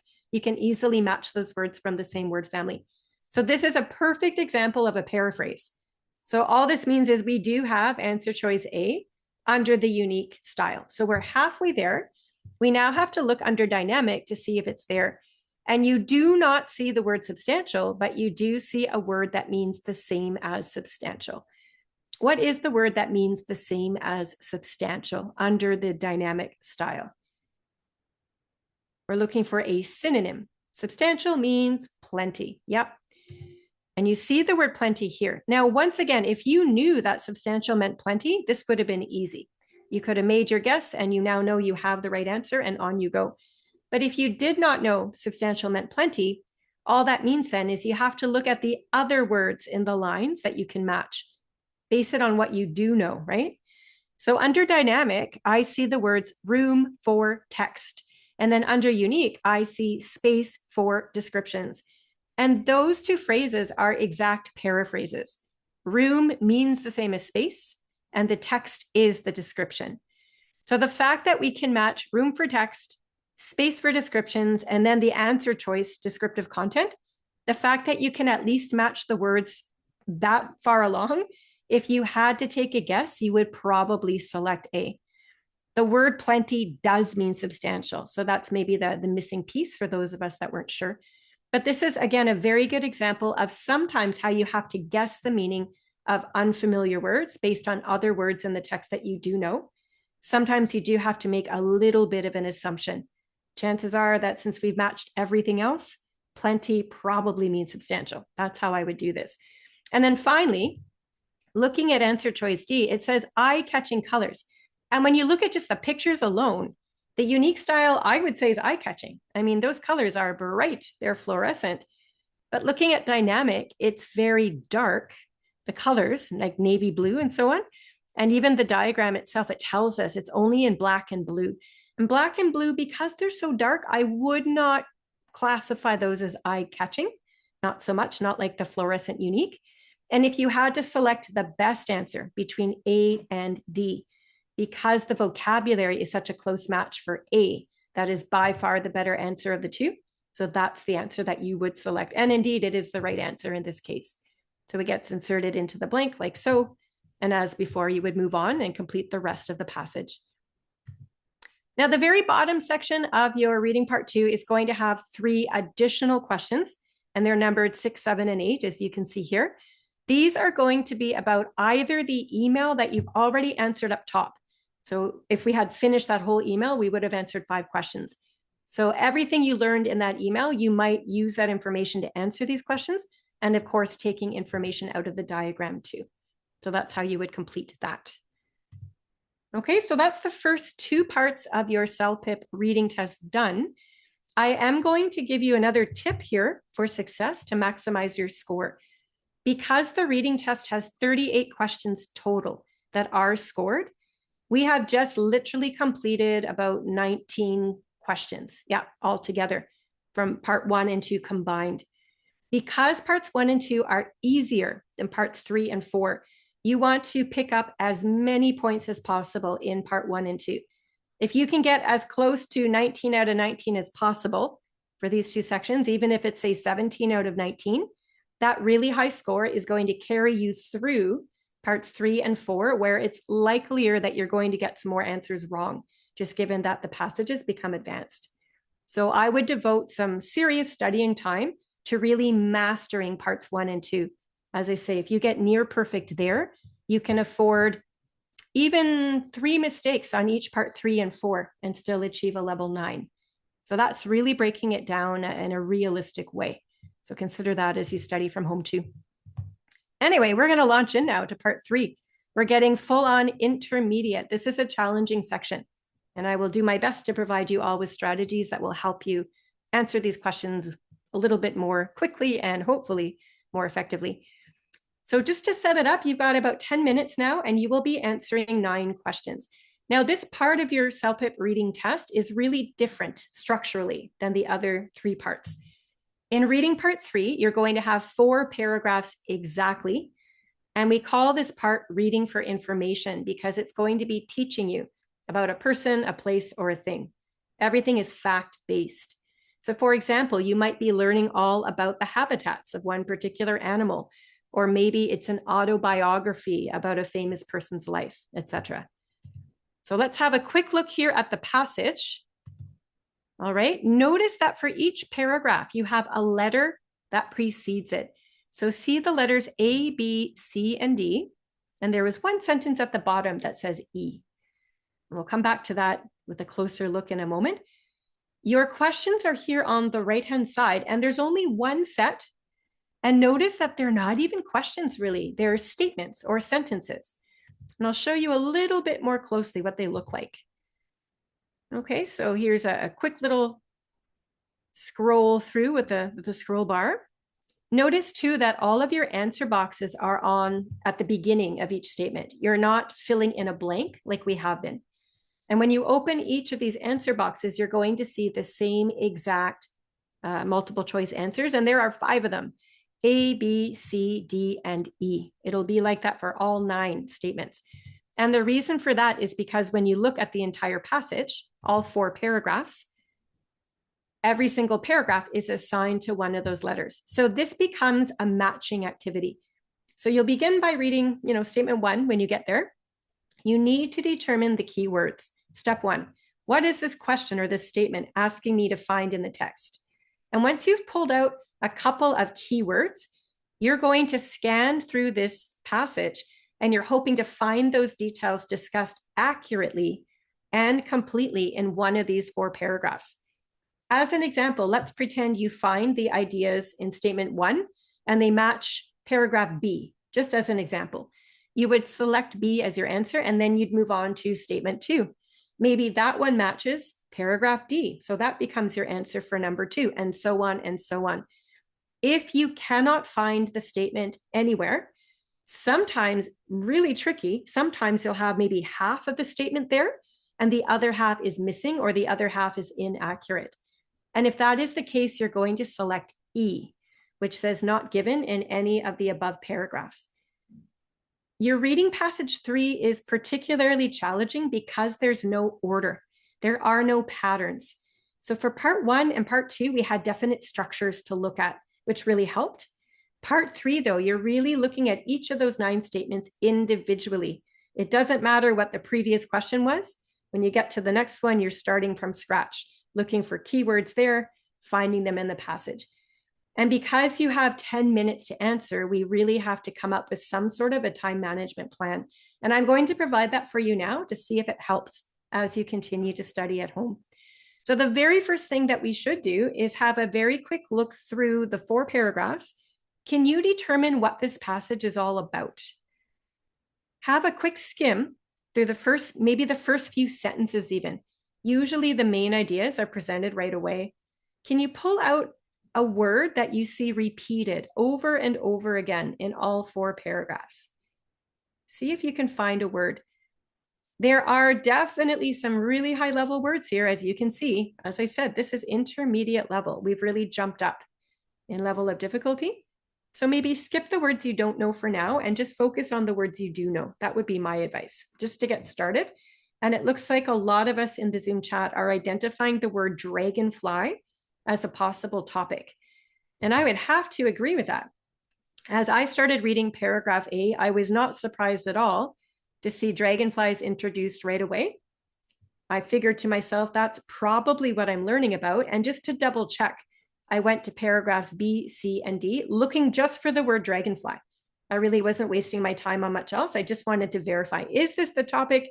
And the fact that dragonflies are discussed in all 4 paragraphs means that yes, it's definitely the topic of the passage. That's how writing is organized. Everything in the same written passage has to discuss the same main topic. So in general terms, this whole thing is teaching us about dragonflies. So this is the easy part, by the way. I want you to take 10 seconds, no more than 15 seconds to figure out what it is you're learning about, looking for these words. Now comes the more challenging part, and I'm going to help you with this. So we go back to the first paragraph. On your test, you are given paper and pen. I would recommend you write down or create an outline. So on the top of your piece of paper, you might just write the word dragonflies. And right below that, write the letter A. And then you're going to do a quick skim read through paragraph A to see what type of information or details you find. I would take about 15 seconds per paragraph. We don't want to spend more than 1 minute total looking through this passage because we still have those 9 statements to get to. But 15 seconds per paragraph, I know is going to be very difficult for some of you. But trust me when I say, when you get up to the intermediate level of language and you've practiced your skim reading, 15 seconds is definitely a manageable time to read through a paragraph of this length anyway. So I'll demonstrate what skim reading looks like, and then I'm going to ask you to skim read by yourself for paragraphs B, C, and D for extra practice. So as my eyes start over this, I'm going to skip, look at the language in the top row, top line, carnivorous insect and Odonites and all that. For now, I'm just going to skip that. I'm going to look for what I know. And what I do see is that the word dragonflies is a Greek word that means tooth. And now that I think about it, Odonites and that top line is probably the Greek word for dragonfly. I'm just making that guess as I'm not sure myself. But I'm learning that the word dragonflies comes from a Greek word. As I keep skimming, my eyes land here. Dragonflies have been around 300 million years. And I see another number about 2 lines down, and numbers usually jump out at you. So I saw the word 5,000 and I had to back my eyes up to see what that number corresponded to. And that's when I saw the word species at the beginning of that line. So there are more than 5,000 species of dragonflies. I see some other details about where they live. And then I'm just recognizing for now that a discussion of the habitat, so where these dragonflies live in the world, would take place at the end of this paragraph. Looks like everything focuses on water, whether it's a bog, a lake, or what have you. So when I look back at all these keywords and what I've been learning about in paragraph A, I don't really see one specific focus. Rather, I see more of an introduction, right? It's a Greek word. How long have they been around? How many species? Where do they live? All of these details to me fit under that broad category of being very general information about dragonflies or very introductory. So if this was my outline in the computer room, I would have the letter A on my paper. Right beside that, I'd put general info or introduction or what have you. Okay, you come up with your own title, but you're writing this down to remind you what this paragraph's all about. So when you then turn your attention to those 9 statements, looking at the keywords in the statement, you should be able to pick which of the 4 paragraphs would likely contain that information. So we're putting in about a minute of time now up front to make our outline so that it will guide our decisions on what to read later on. So we'll be very fast when it comes to the questions. Can I ask you to do the same? Skim read through paragraph B. I'll leave the chat box open here. But as soon as you see a key word, would you like to write that into the Zoom chat? I'm not going to time you as, again, this is a process. So let's just build up to recognizing the keywords. I want you to do this in order. Yeah, no, I don't see life cycle in the top line. Nope. Okay, I'm going to have to turn off the Zoom chat box. Okay, Zoom chat box is off. I want you to look at the very first line. I want you to see which words there are important. And I see 2 of them. Is everybody looking in the right place? I see 2 words there that tell me right away what I'm focusing on. And I'm going to circle those 2 words for you. It's here. Fertilized eggs. Okay, I know I'm reading about dragonflies. I mean, that goes without saying. But fertilized eggs is the very first thing. And then as I continue to skim, I see sort of the next stage here. So dragonflies start as eggs, and then they actually develop into nymphs. Okay, well, this is making sense. And then after they become a nymph, to me, that's kind of like the childhood or maybe adolescent stage of the dragonfly, perhaps. They then become an adult. Okay, so putting that all together, looking at the keywords, going from egg to nymph to adult. And then at the very, very bottom, I see the words life cycle. And that really connects the dots, as it were. It tells us that every single thing we're reading about in paragraph B talks about the life cycle of a dragonfly. And I chose life cycle just because it's already written at the bottom of paragraph B. You don't have to paraphrase on your outline. Just make it as easy as you can for yourself. But when you turn your attention to those 9 statements, if there's anything there whatsoever about the life cycle, so about the stages of life, how long it takes to grow up, etc., you're going to come back to paragraph B. Okay, I think I will leave my Zoom chat box off as we get distracted sometimes with people jumping ahead. So have a look at paragraph C. I'm going to give you about 10 seconds or maybe 15 seconds of uninterrupted time, silence, to skim it over and start looking for your keywords.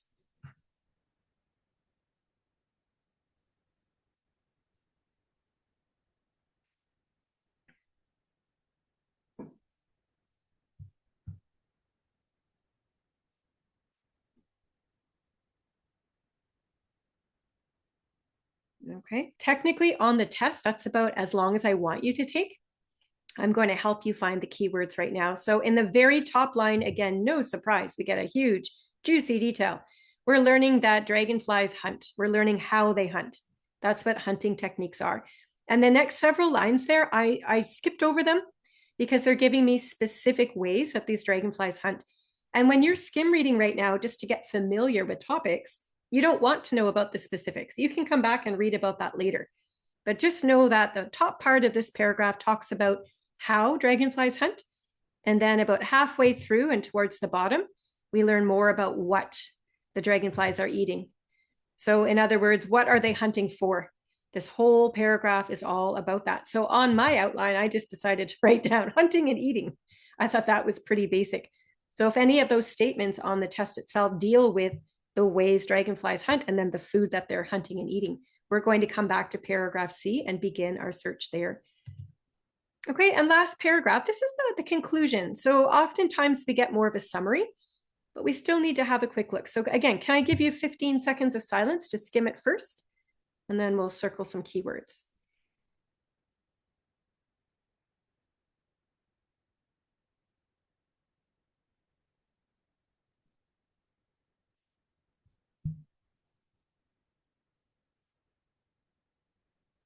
All right, that was 15 seconds.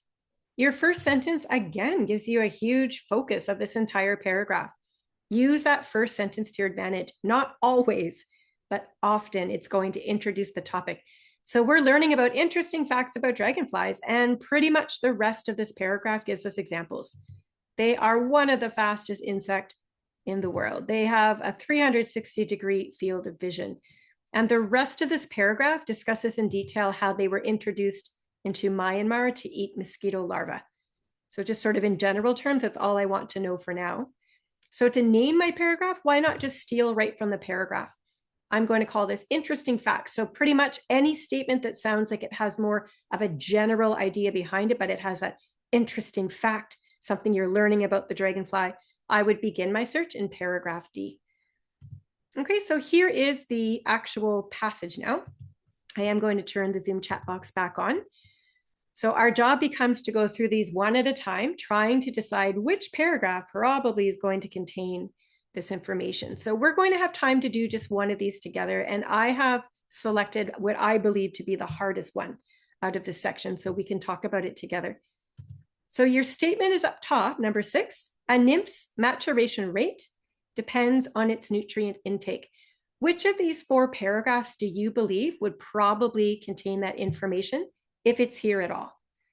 Just give me a letter. Which one do you think would make the most sense? Would we look in paragraph A, B, C, or D? What do you suppose would make the most sense? And as I'm looking into the Zoom chat, you're all pretty evenly divided between B and C. And I can see why. I think you both have solid reasons to support your choice. The first half of the sentence talks about the nymph's maturation rate, and that focuses specifically on the life cycle. Remember, a nymph is sort of like the teenage version of the dragonfly. The maturation rate talks about how quickly they grow up. That's all about life cycle.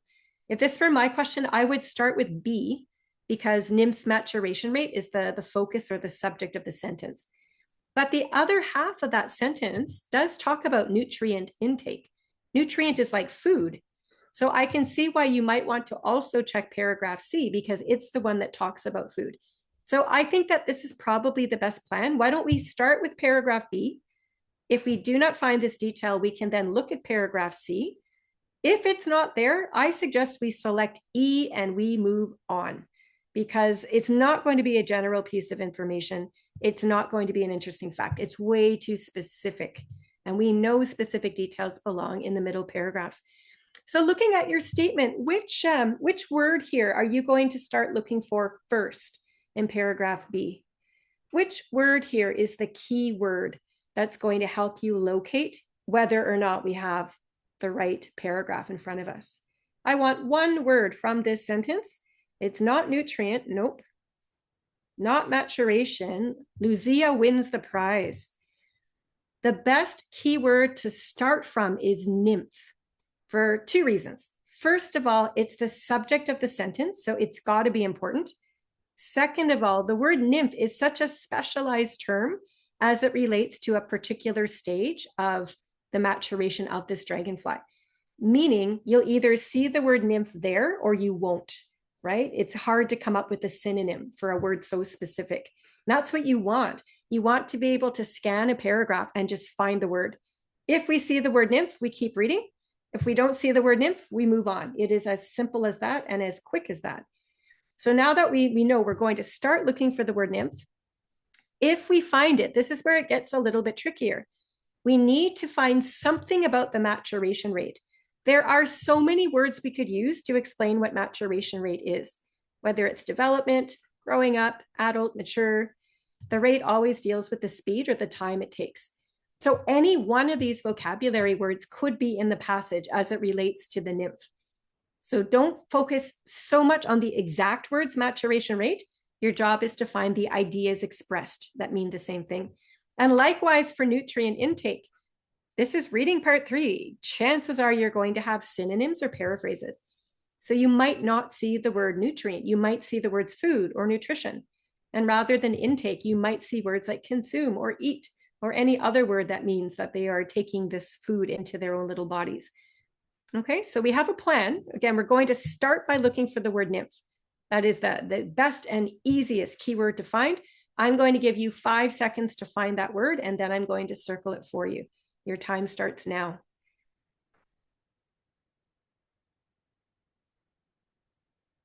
And there it is, twice.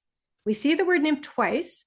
So in that first sentence, the sentence reads, from these eggs emerge nymphs, immature water-dwelling insects. Well, that's just a definition of the word nymph. It has nothing to do with the maturation rate.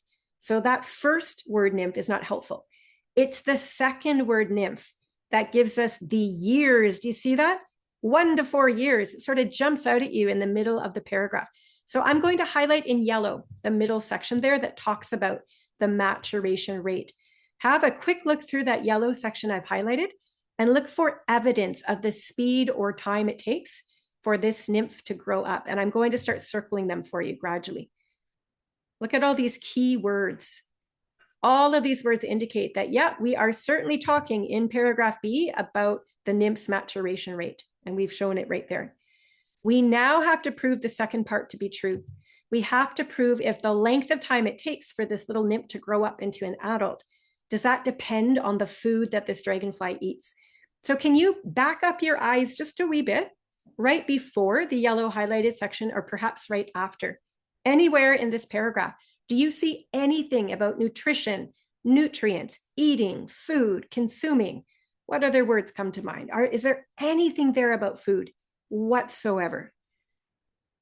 And at a very quick glance, I'm glad to see you've quickly determined that no, it's not there. And as a matter of fact, when you back your eyes up, you discover that it has nothing to do with food at all. It depends on the species. That's what influences the length of time it takes for this nymph to grow up or mature. Nothing to do with nutrition. So we cannot select B as our answer. It would be incorrect. Sure, we found the first half of the statement there, but we didn't prove the second half to be true. So remember, in this case, we said we would move on to paragraph C. We would follow the exact same process. We would look for the word nymph first. If we found it, we would look for other keywords. I'm going to save us a little bit of time, if you don't mind, and let you know that this statement does not match with paragraph C either. So in this instance, we would select E and move on. As I said, the details themselves in statement 6 are so specific, I highly doubt you'd find them in an introduction or a general conclusion. Choosing E is probably the best bet for your time management. Okay, take as long as you need to practice at home. And I'm going to address what Gina's just commented in the Zoom chat. Time management is difficult for this passage, but I'm going to add to that.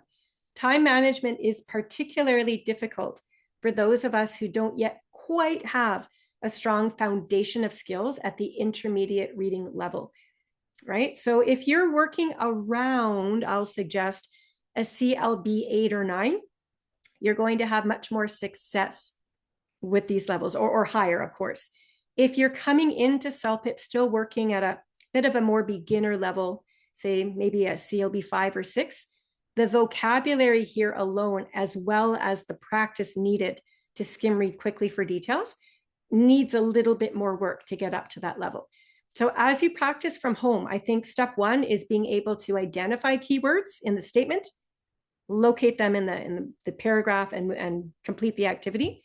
As you get really good at identifying keywords quickly, I do want you to set a timer. Somehow we want you to spend about a minute per statement. Okay, and that is manageable, as I say, once you've practiced and you've built that foundation of skills, including your vocabulary. So try not to get frustrated. I know it's easier said than done, but this activity that we just did might be a little bit above some of you today, perhaps based on where you're starting with your language development, but perseverance is the name. And the more you practice and develop your skills, this does become more manageable. I hope you'll discover that to be true. Anyway, we will move on to our reading part 4. This is the last part of your CELPIP reading test. This is also the most advanced section. So you are reading for viewpoints. And viewpoints, by the way, are people's opinions and perspectives. So in this passage, the good news is you've got the longest amount of time to work through the questions, 13 minutes. You've got only about 10 questions to complete, 5 in the top set, 5 in the bottom. The trade-off is this is going to be a very advanced level passage. The main text itself is more or less like a newspaper article. It's going to quickly introduce you to the main topic right in the beginning. And that topic, of course, will be discussed all the way through. So your job is first to identify the main topic, but secondly, you will be encountering different people, either by name or perhaps by job title. When you find a person's name or job title, I want you to write it down before you forget. Your job is to determine what these people believe to be true. In other words, what is their opinion about the main topic and why do they feel that way? So from the 5W standpoint, it's the what, who, why. That's important. The second text that you will be reading through is again going to be a little short comment, not quite an email, but similar from a reader, all about the main text. So it's structured quite similarity to reading part 1. Think all the way back to Adam and the bus email that we read through. Now, part 4 is not an email, but the structure of the test is similar, right? In the way that the questions are divided. Just to give you some examples of the types of topics you might encounter. Think about anything that you've ever come across in an online news article. Perhaps you're reading a passage that's all about maybe a government's recent decision or a new bylaw, and then you're encountering different citizens' reactions. Some people might agree with the decision, others might oppose it. Perhaps the topic is all about positive and negative impacts of one particular parenting style. And maybe we'll meet several parents and experts in the article, and some will agree with the approach, others will disagree, and so on. So you're always going to be looking for who believes what and why do they feel that way. I'll show you quickly the passage first, and then we'll get right into the strategies. So here's your main passage on the left. As I said earlier, it's sort of structured the same way as your reading part 1 email. You'll have about 4 or 5 paragraphs on average. And over here on the right-hand side, you've got those 2 sets of questions, and that bottom section is that response by a writer to the article itself. Keeping in mind, because this is the most advanced section of the reading passage for CELPIP, the reading test rather, you're going to have fewer specific detailed questions. And that's because those are the easiest. You will have more general meaning and you will have more inference type questions. And just to give you an example of the breakdown of these types of questions, you can see we've color coded them with the stars. So on the right-hand side, this is the top set of questions. There are 5 of them. Those first 2 are general meaning. Numbers 3 and 5 are inference, which leaves number 4 as a specific detail. So this is common. You're being extra challenged here. And this is going to determine mainly your level 10 to 12 readers from the bunch. We are going to practice question number 1 to start with. All right, this is your straight up, the article is mainly about. So we have to figure out what is the main idea of this entire passage. Here is your passage. I've placed all 4 paragraphs on screen for you. Can you approach this exactly as you did for the dragonfly passage earlier in part 3? What I want you to do is skim read, especially the first few sentences of each paragraph. Try to figure out what the main topic is. Okay, when you see vocabulary words repeated over and over again, it's a sure tale sign that you've got the right topic. So we need to know the general meaning first before we get into specifics. So I see there's sort of 4 different words here that I notice keep coming in time and again in random order, but overall, I would say there's sort of a main topic. This one isn't going to be quite as easy as pulling out one word like we did for dragonflies.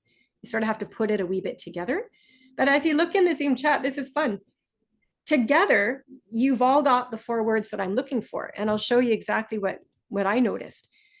Canadian government seems to be important as we start with that way. I see funding and I see arts. Okay, and as I skim through here, I don't see any more general ideas. Right away from the first sentence alone, I believe that the topic is all about how the Canadian government has funded the arts in the country. So just to double check that, I come down here. I'm going to skip over the people I meet for now. I just want to see if it has to do with funding of the arts. Okay, intervention. Intervention means funding. It's just a fancy word. Oh, arts. Yeah, good. Government funding arts. Perfect. That's all I want to know for now. Over here, sponsorship. That's another word for funding. Oh, and it says artists right there. Oh, and it says government right there. See what I'm doing? My eyes are on the lookout just for particular words. I don't yet care about specifics. I don't care about people yet. I'll come back to them. I just want to know, what am I looking at? What am I learning? I'm skipping over this guy for now. Artists. Okay, and then patronage is another word for funding and the arts. So we definitely have a decent understanding. This seems to talk about how the government in Canada is, or at least has, funded the arts. And that is basically what our first question is asking us to determine. So I've got just paragraph 1 on screen for you, and you can see the 4 multiple choice answers there below that. Can you let me know what you think the topic of this reading is based on the vocabulary words we just noticed were repeated, and also based specifically on paragraph 1. Paragraph 1 is always the most reliable source. It's your introduction. Its sole purpose is to introduce you to the topic. And as you're all getting your guesses in, I'm going to start removing answers that are wrong. I didn't see anybody select A, so that's good news. I also did not see any Bs. Looks like you're unanimous. Everybody has selected C, and you'd be absolutely correct. Yep. This topic appears to be about funding for the arts in Canada. And even looking up top there at paragraph 1, funding for the arts is mentioned in both the beginning and the end of paragraph 1 alone. So you have so much evidence supporting this is indeed the topic. So congratulations, you've got 1 out of 1 so far for your reading part 4. So even just by skim reading the 4 paragraphs before you look at the questions, you can answer this question already. So that's why we skim read first. Now, from your introduction, you do get a little bit more info that I think sets the stage. So we notice there in the first line that there's a long history. So in the past, it would appear that the government in Canada did indeed fund the performing arts. But as we keep reading, we see that money has been an issue. That's what difficult fiscal choices means. And it looks like the government is starting to withdraw its support for the arts. And knowing that this is a reading part 4, and you're going to encounter people's opinions, you can assume that some people will want the government to fund the arts, while others see it as a complete waste of money and do not want the government to fund the arts. So paragraph 1 is incredibly helpful. It did help us answer question 1, yes, but it also sets the stage so that we know what we're going to encounter in paragraphs 2, 3, and 4. So let's move on to paragraph 2. We're not even going to answer a question yet. What I want us to do is literally scan through paragraph 2 and see if you can find your first person. Do you see her name? You don't have to look long and hard because her name is right there, right in the opening. Miriam Donahue. So we notice her name. And I think right after that, we also notice that she works for the Canadian Taxpayers League. So here's an example where you're going to take notes. So you notice that rectangle to the right of the screen? We're going to pretend that's our note paper. And at the very top, this is my shorthand. You could use whatever short forms work for you. But since the topic is all about government funding, that's what I decided to capture there. So my title that I've underlined says, Government Funding for the Arts, ? I'm reminding myself that's what we're trying to figure out. Who supports this? Who opposes that? And we now have our first entry. So we've met Miriam Donahue. And notice I only put the first initial M. I wrote the full last name Donahue. And I did that because newspaper articles, which is sort of like what we're reading, they're a lot more formal in structure. And a formal piece tends to rely on last names, not so much the first name. So you might get the first question about Miriam Donahue. It might reference her first name, but after that, I'm pretty sure we'll just see Donahue. So I think it's more important to remember the last name here than the first name. And I use my own short form to remind myself she works for the Canadian Taxpayers League. Okay, right away, before we even continue to read the very complex details in paragraph 2, I want you to start making your own assumptions, asking yourselves questions. My question to you right now is this. If Donahue works for the Canadian Taxpayers League, if she works for the taxpayers, we, the citizens who live in Canada, pay our taxes. We are the taxpayers. So she sort of works to support us, Canadian taxpayers. What is your instinct telling you? Do you think that maybe she does want the government to fund the arts or she does not? Think about where government funding comes from. Think about the money we put into our taxes. These are complex topics, yes, but this is where you start to draw in your own life experience to make sense of all of what you're reading.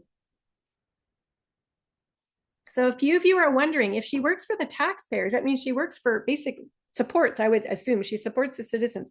Some of you are wondering, I don't think she does want tax or the government to fund the arts because our taxes that we pay is what the government's used to fund things, right? So that would be a pretty good first assumption to make. Now, we don't yet know for sure. We have to read this paragraph to determine. But right away, I want you to start asking questions and coming up with your own assumptions and then continuing to read to see if you're correct or not. So I'm going to take you through that. We need to determine one way or the other. Does she really support government funding? Does she want the government to fund the arts or no? And again, I'm going to highlight using different colors just so we can look section by section. Notice the high level vocabulary. Literally word for word, she had said out loud, I see quotation marks, so she was interviewed.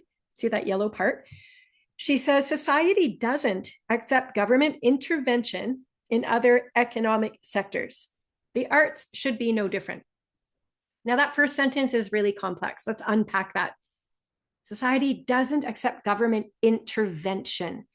Intervention must just be a fancy way of talking about government funding. Wouldn't you think? That's what the whole topic is about. So other economic sectors are not receiving funding, is what she's saying.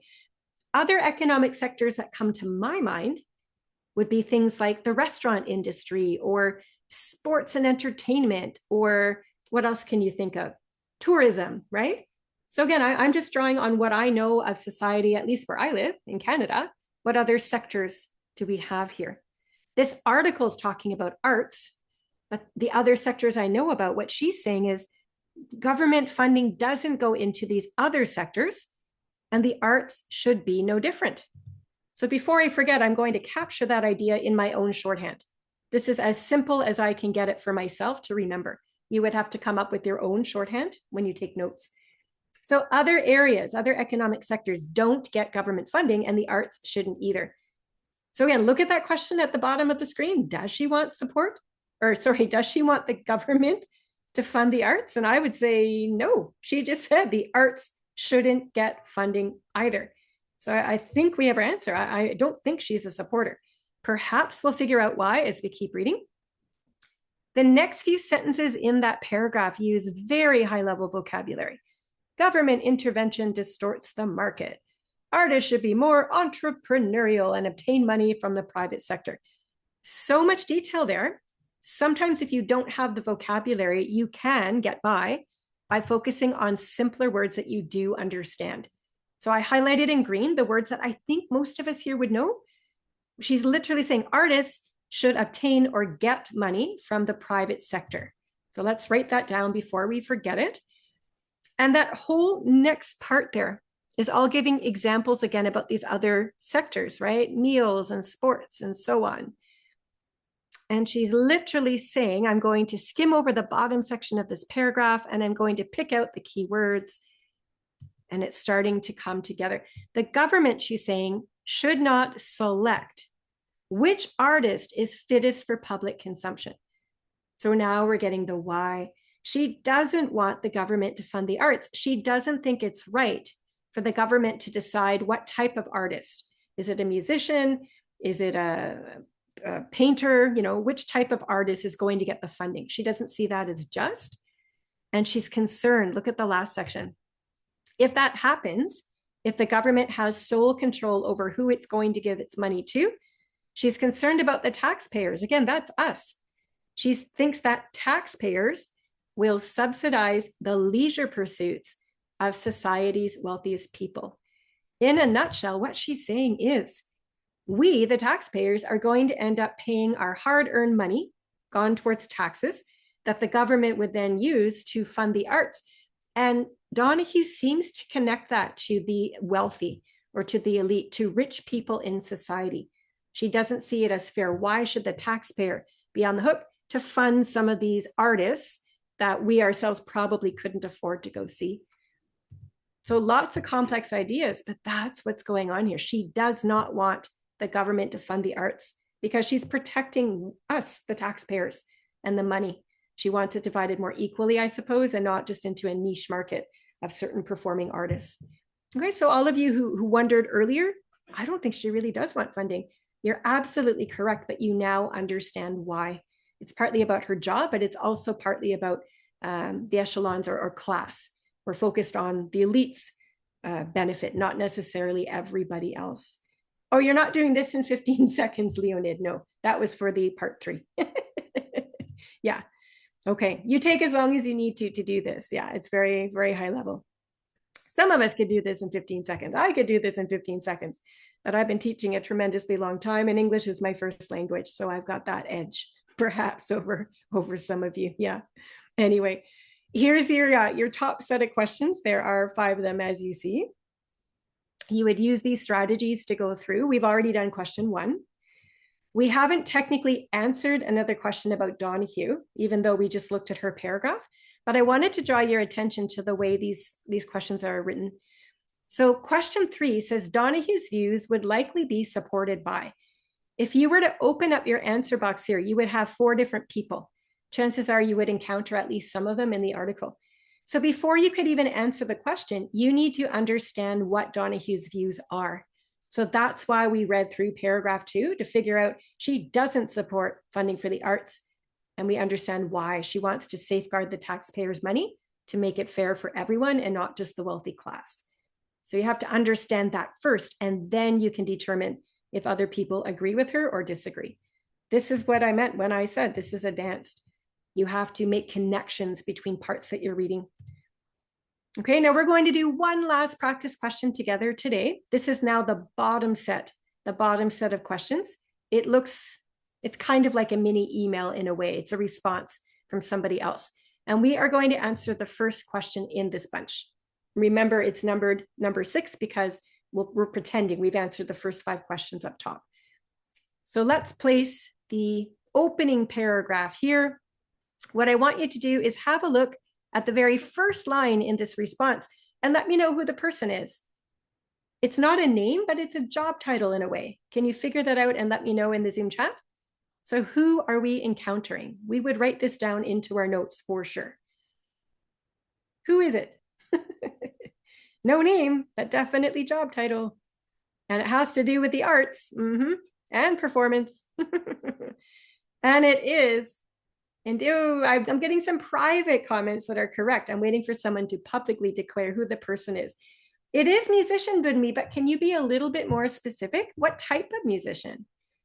Aha, Chioma has it.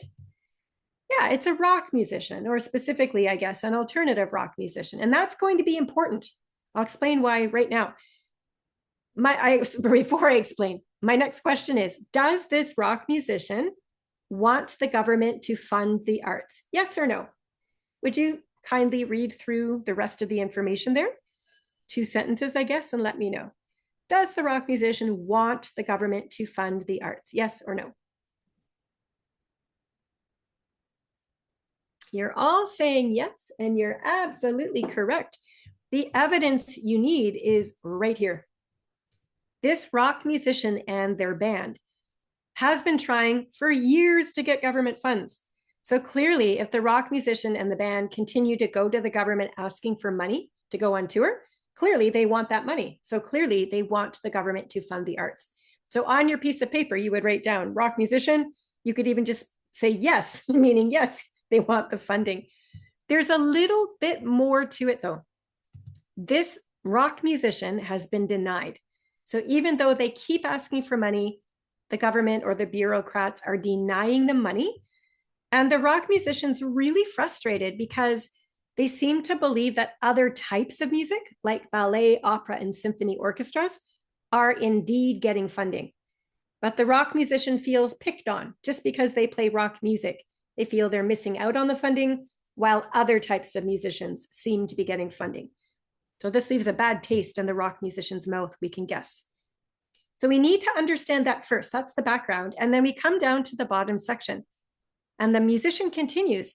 So Miriam Donahue strikes a chord with me. That just means says something that I really agree with when she says that governments that fund the arts, and you've got your 4 choices. Interesting, Donahue does not want the government to fund the arts, but the musician does. They have opposite opinions, yet something Donahue talked about is actually in agreement with the musician's ideas. So what I'd like us to do, I've got Donahue's paragraph below there at the bottom, and we've already read through this in quite a bit of detail. I'm just going to walk us through those 4 answer choices one at a time until we come up with an answer that matches both Donahue and the rock musician. That's what we're trying to figure out. So if sentence A or answer choice A was correct, the entire statement from beginning to end would read, so Miriam Donahue strikes a chord with me when she says governments that fund the arts do so without economic intervention. Well, what I would do first is figure out what economic intervention is. And I think that we all, I'm going to turn off the Zoom chat because people are jumping in too early with all sorts of different ideas and you're not paying attention. So the Zoom chat is closed for now. I really want you to focus on what we're talking about because it's quite advanced and I feel you'll understand it better if you pay attention to the discussion. All right, so bear with me. I'll turn that Zoom chat box back on in just a moment. But as I was saying, in answer choice A, Economic intervention is the focus. And because we've already read through Donohue's paragraph, we came to terms or understood that when we say economic intervention, we're really talking about funding. That's really what's happening. And if you look at the paragraph below, you'll see the word intervention twice, as a matter of fact, there in the middle of that sentence and again here. So just think of what the word intervention means. An intervention in life is an action we take to improve a situation. So that's what we mean when we say funding. To fund any program, it would be throwing money at it basically to keep it running.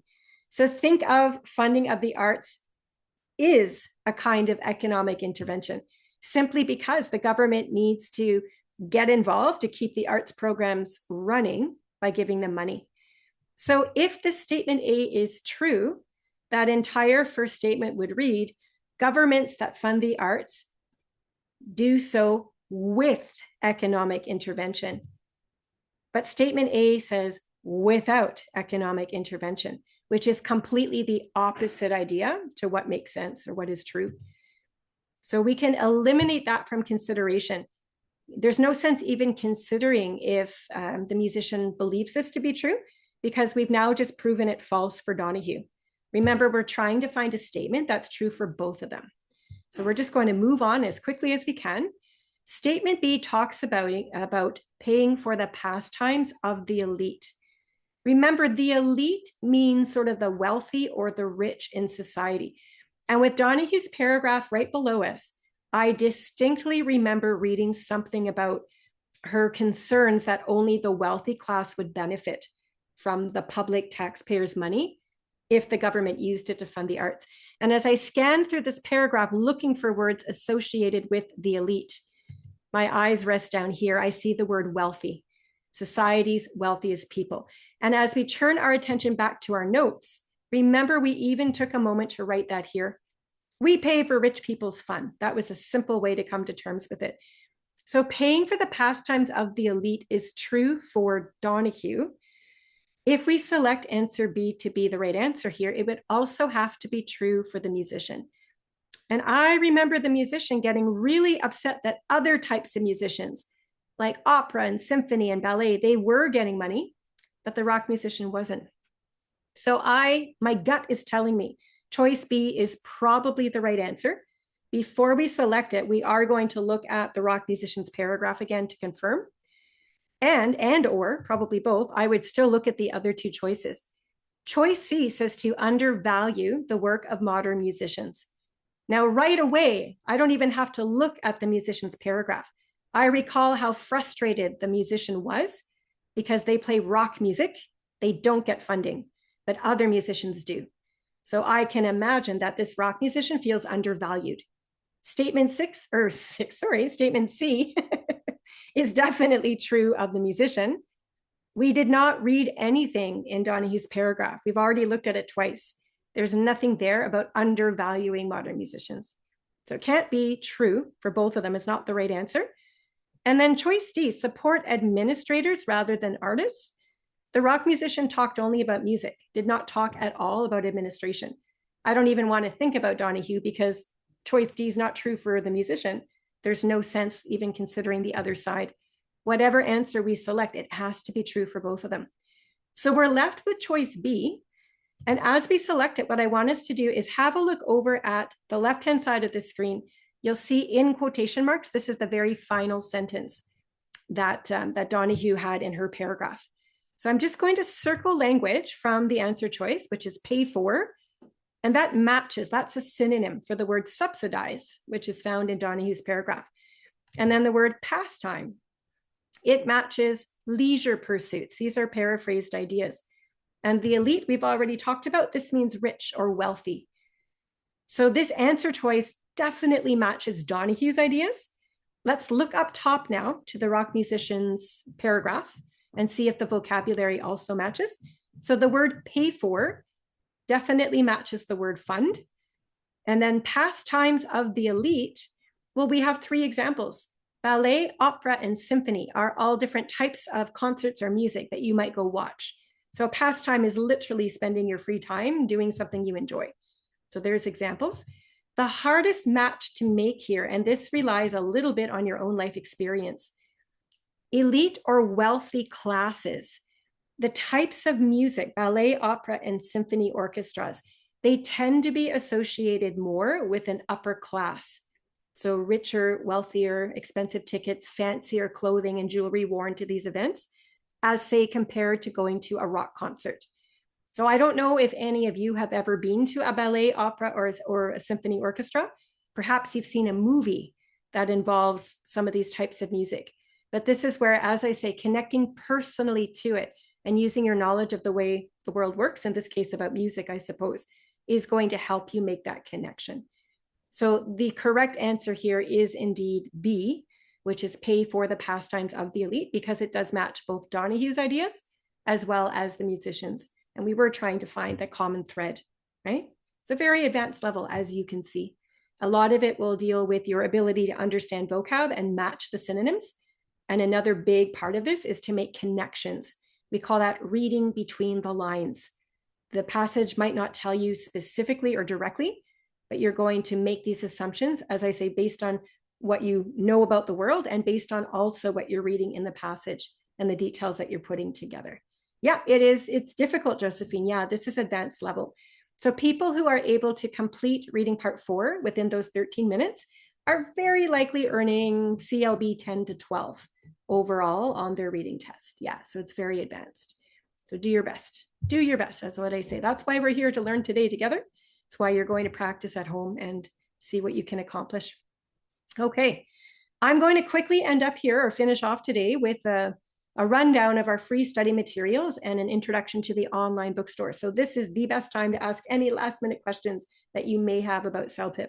And one of us will get back to you before we log out. So if you are new to Canada, I will mention that CELPIP has a partnership with the National Bank of Canada. And if you are looking to open a bank account, you can follow the links through the celpip.ca website. And then opening a bank account with them, they will give you a $300 cash back. So if this applies to you, if you're looking to open a bank account anyway, you might want to check that out. That would cover the cost of your CELPIP test plus a few taxes. You can take CELPIP, as you know, for your PR applications, also for your citizenship in Canada, etc. You can also take it if you're applying for your postgraduate work permit applications in Canada. So I thought I'd mention that just in case it applies to anybody here. We have 9 full 2-hour webinars that are 2 hours long each, all taught on Zoom throughout each month. We generally do anywhere from 7 to 8 webinars each month.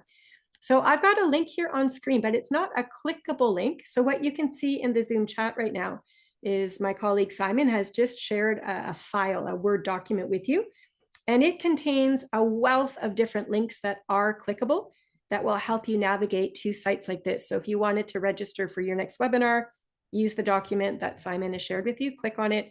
It'll take you to this part of the CELPIP website, etc., where you'll find the schedule. Likewise, we have a YouTube channel. You'll find all of our social media links in that same Word document, by the way. The name of our YouTube channel is CELPIP Official. You will find several free series there designed to help you study. There's a study tip series. There's a CELPIP live interactive series. We always go live every second Thursday at 9:30 Pacific time. If you can't catch us live, you will find the recordings here right on the YouTube channel. We also keep the recordings of our free Zoom webinars there too.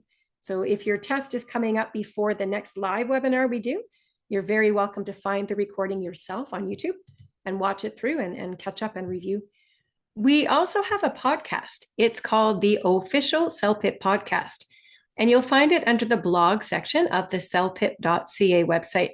We currently have more than 20 episodes available for download, and you'll also find these podcasts wherever else you stream your podcasts, places like Spotify and Apple and so on. If you are running errands around town, you might want to listen to some CELPIP prep, of course, as you go about your daily chores.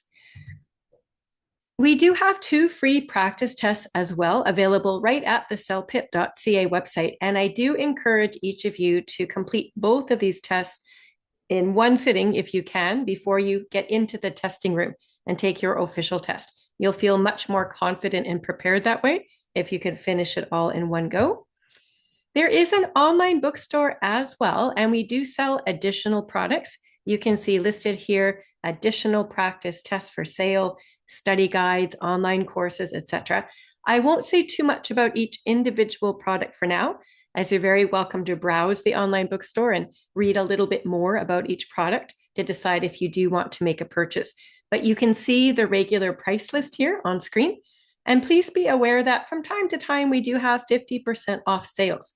So you might want to also keep an eye out for that. And all of these prices would be half off during the sale period. One more free item that I do want to mention is all about the CELPIP Accelerate Starter. So the Accelerate instructional product itself is an actual online course. You purchase the course through the online bookstore and download it right to your computer. And the course contains more than 30 instructional videos. There will be quizzes and practice test questions and so on to help you focus on different language components of the CELPIP test.